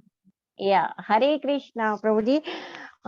मेरा पॉइंट है कि जब भगवान ने अपना पांचजन्य शंख और अर्जुन ने अपना देवदत्त शंख को जब बजाया, तो उससे इनके कौरवों के हृदय विदीर्ण हो गए, यानी जी तभी एक विजय की घोषणा भगवान के द्वारा हो गई थी। तो आगे जी जाके हम पढ़ेंगे कि वो जो शंख बजाया था, तो तभी जो कौरव थे वो मर चुके थे, मतलब तभी वो विजय का एक चिन्ह पता जी चल चुका था कि विजय जी पांडवों की ही होनी है, क्योंकि अधर्म के साथ अधर्म जो करते हैं उनके हृदय में हमेशा डर रहता है, जैसा भी जी आपने बताया। तो उनके हृदय विदीर्ण हुए लेकिन जब उन्होंने शंख बजाया कौरवों की तरफ से, तो पांडवों के ऊपर तो कोई भी असर नहीं हुआ, क्योंकि वो धर्म के साथ थे। तो यहाँ वो पूरा पता चल रहा है कि भगवान ने जो शंख बजाया वो विजय का शंख बज चुका था। जी जी विजय जी निश्चित। जी जी, धन्यवाद माता जी। तो माता जी ने बोला आधी मृत्यु तो उनकी तभी होगी थी जब वो लोग शंख सुन के डर गए थे। जी, तो जब हम डर जाते हैं किसी कार्य में, आधी मृत्यु, आधा कार्य वहीं पे असफल हो जाता है। और जब हम किसी कार्य को आरंभ करते हैं, और जब हम सोच लेते हैं कि किसी कार्य को करना है, तो आधी सफलता वहीं पे हो जाती है। तो क्योंकि सही बोला माता जी ने बिल्कुल कि वो लोग गलत कार्य कर रहे थे, इसी कारण पहले से ही वो लोग डरे हुए थे, और शंख सुनने के बाद और ज्यादा वो लोग डर गए थे। हरे कृष्णा गौरव प्रभु जी। हाँ प्रभु जी, और जहाँ साक्षात नारायण है वहाँ भाग्य की देवी माँ लक्ष्मी है, तो इसीलिए भाग्य भी पांडवों के साथ था, तो उनकी विजय तो निश्चित थी।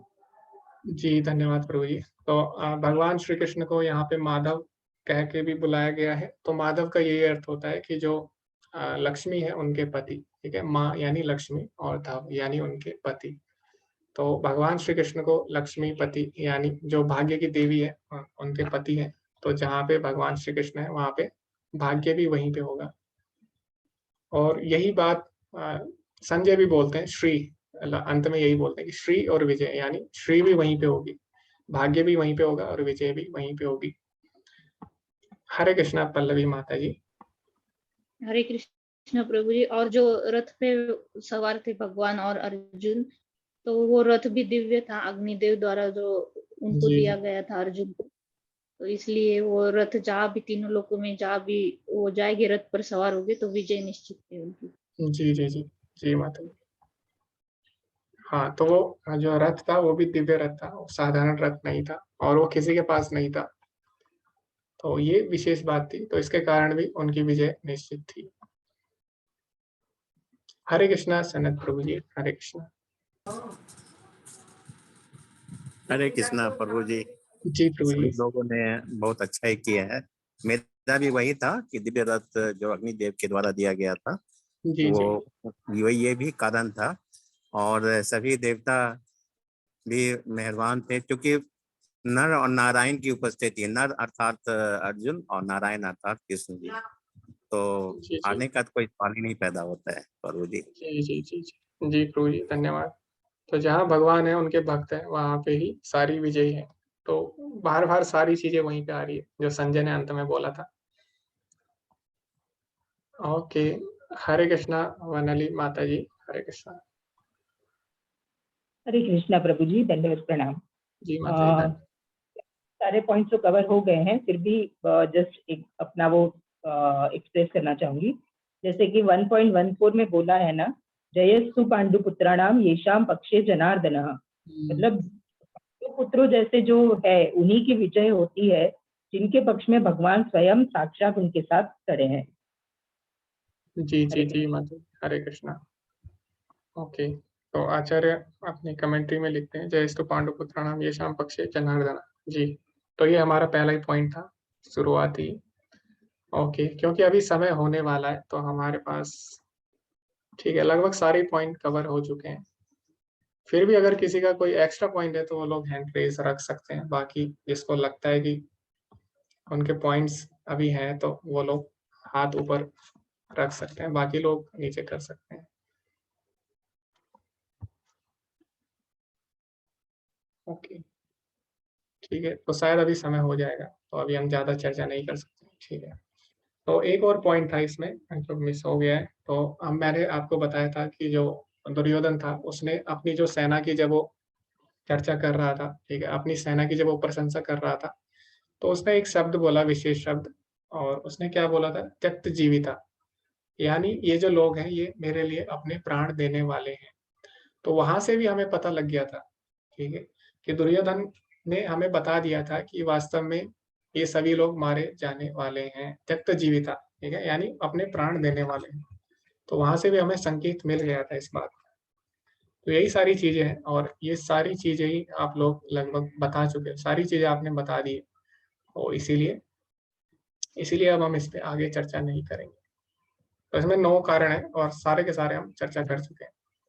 अब प्रभुपाद जी क्या बोलते हैं आगे वो भी हम पढ़ लेते हैं। तो एक वैष्णव क्या होता है और वैष्णव सिद्धांत क्या होता है। वैष्णविज्म यानी वैष्णव सिद्धांत।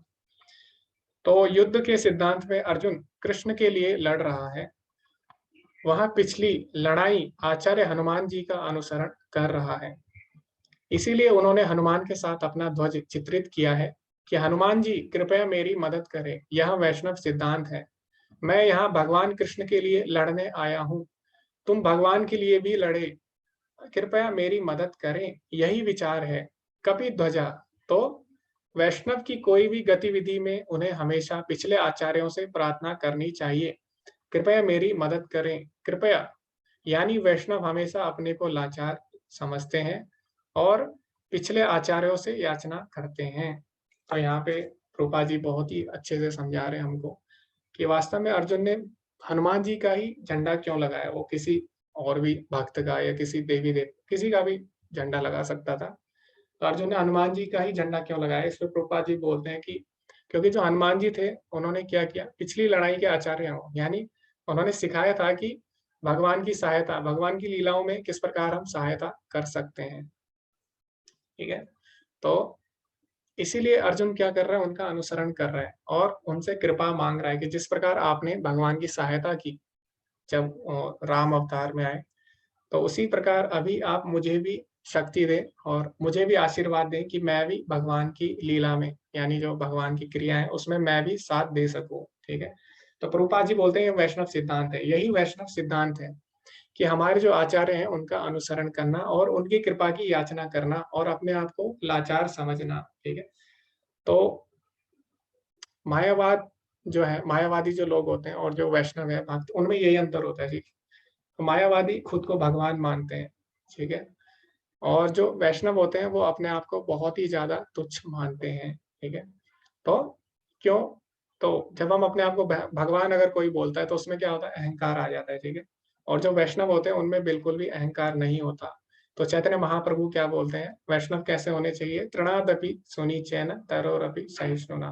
तृणादपि सुनीचैन यानी अपने आप को तिनके से भी तुच्छ समझना। ठीक है, तो भगवान के सामने अपने आप को तिनके से भी तुच्छ समझते हैं। ठीक है, तो ऐसा क्यों करते हैं, ताकि वो अपने जो पूर्ववर्ती आचार्य हैं उनकी कृपा प्राप्त कर सकें। ठीक है, और जिस प्रकार उन्होंने भगवान की सहायता की वो भी उसी प्रकार कर सके।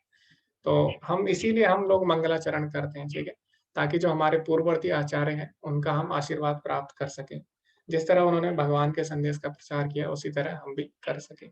तो यही वैष्णव सिद्धांत है और भक्ति में यही होता है। भक्ति में हम भक्तों का आशीर्वाद लेते हैं। ठीक है, जो हमारी गुरु शिष्य परंपरा है, और अपने को जो भक्त हैं, ठीक है, उन जो अपने को हम क्या समझते हैं, भगवान के दास का दास समझते हैं। ठीक है, दासानुदास समझते हैं।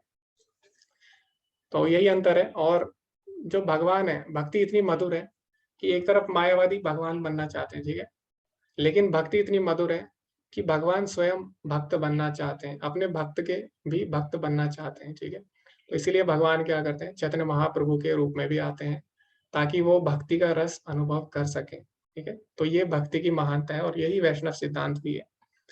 और इसी के साथ हम आज का सत्र समाप्त करते हैं। तो कल हम पढ़ेंगे कि अर्जुन ने बाण चलाने की तैयारी की और धृतराष्ट्र के पुत्रों को देखकर कृष्ण से बात की। तो ये हम कल के अध्याय में पढ़ेंगे। आप सभी का धन्यवाद जुड़े रहने के लिए अंत तक और इतना समय देने के लिए, और क्योंकि आप सभी लोग काफी अच्छे भक्त हैं और इसीलिए आप लोग इतने समय तक बने रहे। तो आप सभी का धन्यवाद। और किसी का कोई प्रश्न है, किसी का कोई डाउट है, पहले इस कोर्स में हम चर्चा करते हैं। ठीक है, और इस कोर्स का मुख्य उद्देश्य यही है कि हम लोग आपस में चर्चा कर सकें और चर्चा से हम कुछ सीख सकें। फिर भी अगर किसी का कोई प्रश्न है जो इससे हटके हैं, जो चर्चा की हमने, हो सकता है तो वो पूछ सकते हैं, या कुछ बताना चाहते हैं तो वो लोग बता सकते हैं। हरे कृष्णा। ओके, किसी का कोई प्रश्न नहीं है, सभी लोग संतुष्ट हैं। और जी, हरे कृष्णा अलका माता जी। हरे कृष्णा प्रभु जी, नहीं कोई प्रश्न नहीं है, बट आपको देख के बहुत अच्छा लगा इतने दिनों बाद और आपसे क्लास करके। बहुत अच्छा क्लास था, बहुत अच्छे से बताया आपने। धन्यवाद प्रभु जी इसके लिए। जी माता जी, धन्यवाद। ओके जी, किसी का प्रश्न है? और जी माता जी, हरे कृष्ण। सॉरी प्रभु जी, वापस से हो गया हैंड रेज। जी जी जी, कोई बात नहीं माता जी। तो हैंड रेज या तो हम क्वेश्चन पूछने के लिए कर सकते हैं या फिर आप लोग आशीर्वाद देने के लिए भी कर सकते हैं। तो आप सभी मेरे से बड़े हैं अनुभव में भी, और अनुभव में भी, आयु में भी और ज्ञान में भी। ठीक है, तो आप भी आशीर्वाद दे सकते हैं अपना। हरे कृष्णा प्रभाकर प्रभु जी। हरे कृष्णा प्रभु जी, दंडवत प्रणाम। अभी माता जी ने बोला वही मैं भी रिपीट करूंगा। बहुत सुंदर क्लास रहा और बहुत अच्छे से आपने उसको समझाया हर एक श्लोक को। और हमें जो अनुभव हो रहा है कि हमारा ये पूरा सत्र बहुत सुंदर जाने वाला है और बहुत ज्ञानवर्धन होने वाला है हम लोग का। हरे कृष्णा प्रभु जी। जी धन्यवाद प्रभु जी, प्रोत्साहित करने के लिए। आप सभी लोग जुड़े रहिए, इसी तरह प्रोत्साहित करते रहिए एक दूसरे को भक्ति के लिए। हरे कृष्णा सुधाकर प्रभु जी। हरे कृष्णा प्रभु, दंडवत प्रणाम। जी जैसा कि श्री प्रभुपाद ने अपने परपट में सबसे पहले अगर देखा जाए कि लिखा हुआ है नवदा भक्त में श्रवण, तो सर्वर 9th पे भी प्लेस हो सकता था, 8th पे भी हो सकता, तो they have put it on only first position. तो सर्वर से ही हमारा होता। दूसरा सर्वर में श्री चैतन्य महाप्रभु ने बोला कि बैचड़प, जो श्री कृष्ण भक्त नहीं है वो अगर बैचड़प नहीं है तो वो आगे नहीं जा सकता, मतलब सतोगुण तक जा सकता, शुद्ध सतोगुण में नहीं जाएगा, वो ब्राह्मण होगा। लेकिन अगर श्री कृष्ण भक्त नहीं, तो प्रभु जी आप जब जैसे बैसड़ब हो गए, आपसे जब हमारा हम इधर विचार जो भी विमर्श कर रहे हैं, आदान प्रदान कर रहे हैं, तो उससे एक लर्निंग एंड शेयरिंग भी हो रही है।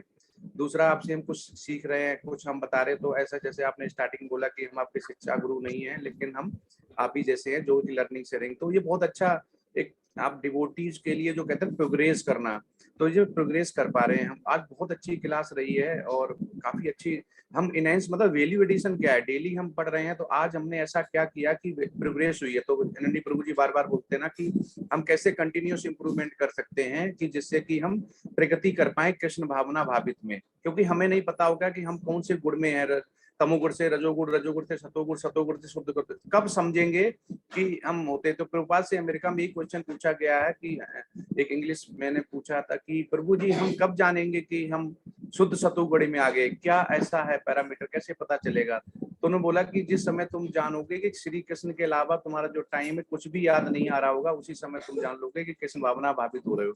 तो जैसे प्रभु जी यही आप हमें चांस दे रहे हो सारी डिवोटीज को, तो मेरी तरफ से यही है कि ऐसे ही कृपा बनाए रखें और हम इसको ऐसा बनाए कि हम प्रोग्रेस कर पाए। हम भी जैसे कहते हैं ब्राह्मण जो सन्यासी हो गए, साधु गुरु शास्त्र तीनों का हम आगे लेके चल पाए। तो बहुत धन्यवाद प्रभु जी, बहुत अच्छा लगा आज क्लास से, बहुत कुछ सीखा है। जी धन्यवाद प्रभु जी प्रोत्साहित करने के लिए। और प्रभु जी ने बिल्कुल सही बोला, श्रवण करना चाहिए हमें जितना हो सके, क्योंकि कलयुग में जैसे कि पहली विधि श्रवणम है, और कलयुग में हमारे पास इतना समय नहीं है या इतनी हमारी क्षमता नहीं है या इतनी बुद्धि नहीं है, जैसे कि श्रीमद् भागवतम में भी बोला गया है, प्रायण अल्पायुषा सभ्या, अल्पायुषा यानी कम आयु होगी, ठीक है, कलयुग में। कलो अस्मिन युगे जना मंदा यानी आलसी होंगे, सुमंद मतियो, और बुद्धि कम होगी, ठीक है, मंद भाग्य, उनका दुर्भाग्य होगा क्योंकि कोई समझाने वाला नहीं होगा। उपद्रता यानी आपस में झगड़ालू प्रकृति के होंगे। तो इसीलिए कलयुग में जीवों का उद्धार बहुत ही मुश्किल है। लेकिन भगवान की अगर हम कथाएं सुन ले ध्यान से, कैसे सुने? तत्वता यानी उसके तत्व को जाने, ठीक है, तभी हमारा उद्धार हो सकता है। और भक्ति शास्त्री जो कोर्स है इसका, इसमें जो मुख्य बात है यही है कि इसमें हम सबको सुनते हैं, ठीक है। इसमें मुझे भी सीखने को मिलेगा क्योंकि हम लोग चर्चा करते हैं, इसमें हम लोग चर्चा करते हैं। बाकी लेवल 1, 2, 3 इसमें हम ज्यादा चर्चा नहीं कर पाते। तो इसमें क्या होता है कि एक अगर कोई व्यक्ति बोलता है तो बाकी सुनते हैं, बाकी सबको कुछ ना कुछ मिलेगा। लेकिन अगर एक ही व्यक्ति बोलता है तो वो व्यक्ति नहीं सीख सकता ज्यादा कुछ। लेकिन इसमें क्या है, इसमें मैं भी सीख सकता हूँ क्योंकि इसमें हम लोग चर्चा करने वाले हैं। तो इसीलिए आप सभी का भी धन्यवाद, आपसे भी मैं बहुत कुछ मुझे सीखने को मिला है। और हरिप्रिया माता जी भी बोल रही है, उनको भी ये बहुत ही अच्छा लगा सुन के।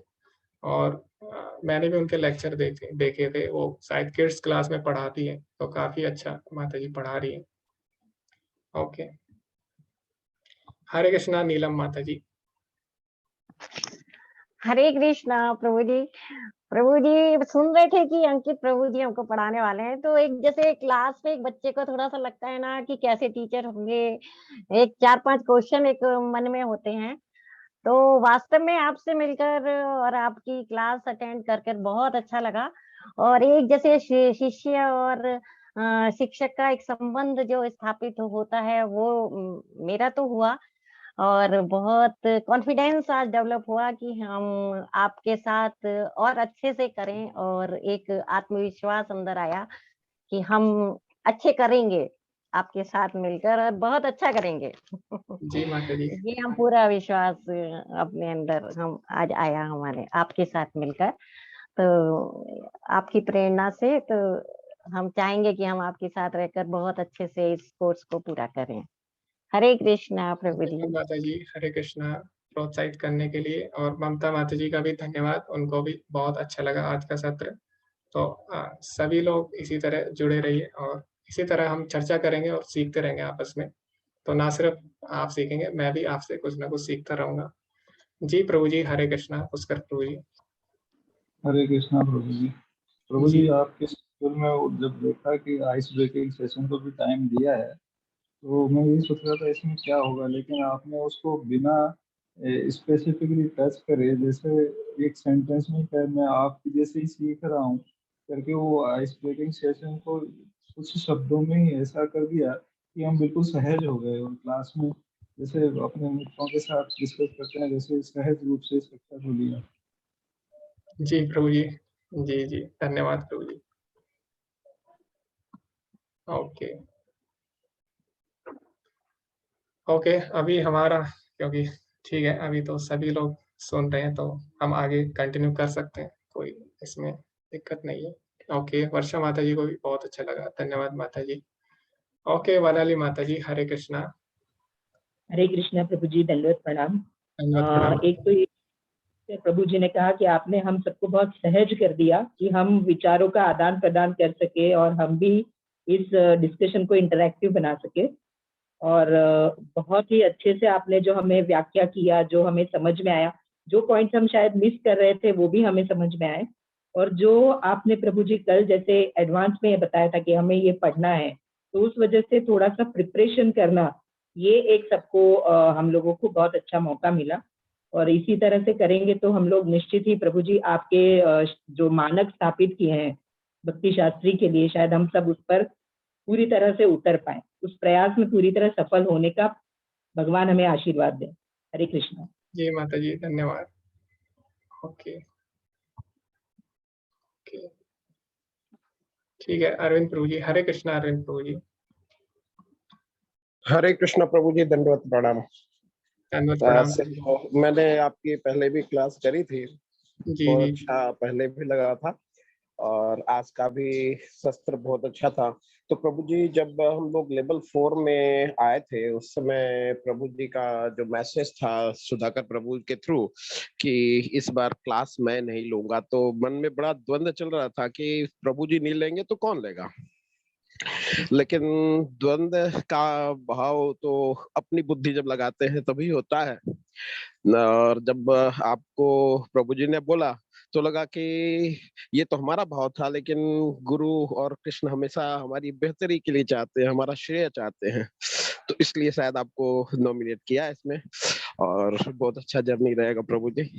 हरे कृष्णा। जी प्रभु जी, धन्यवाद।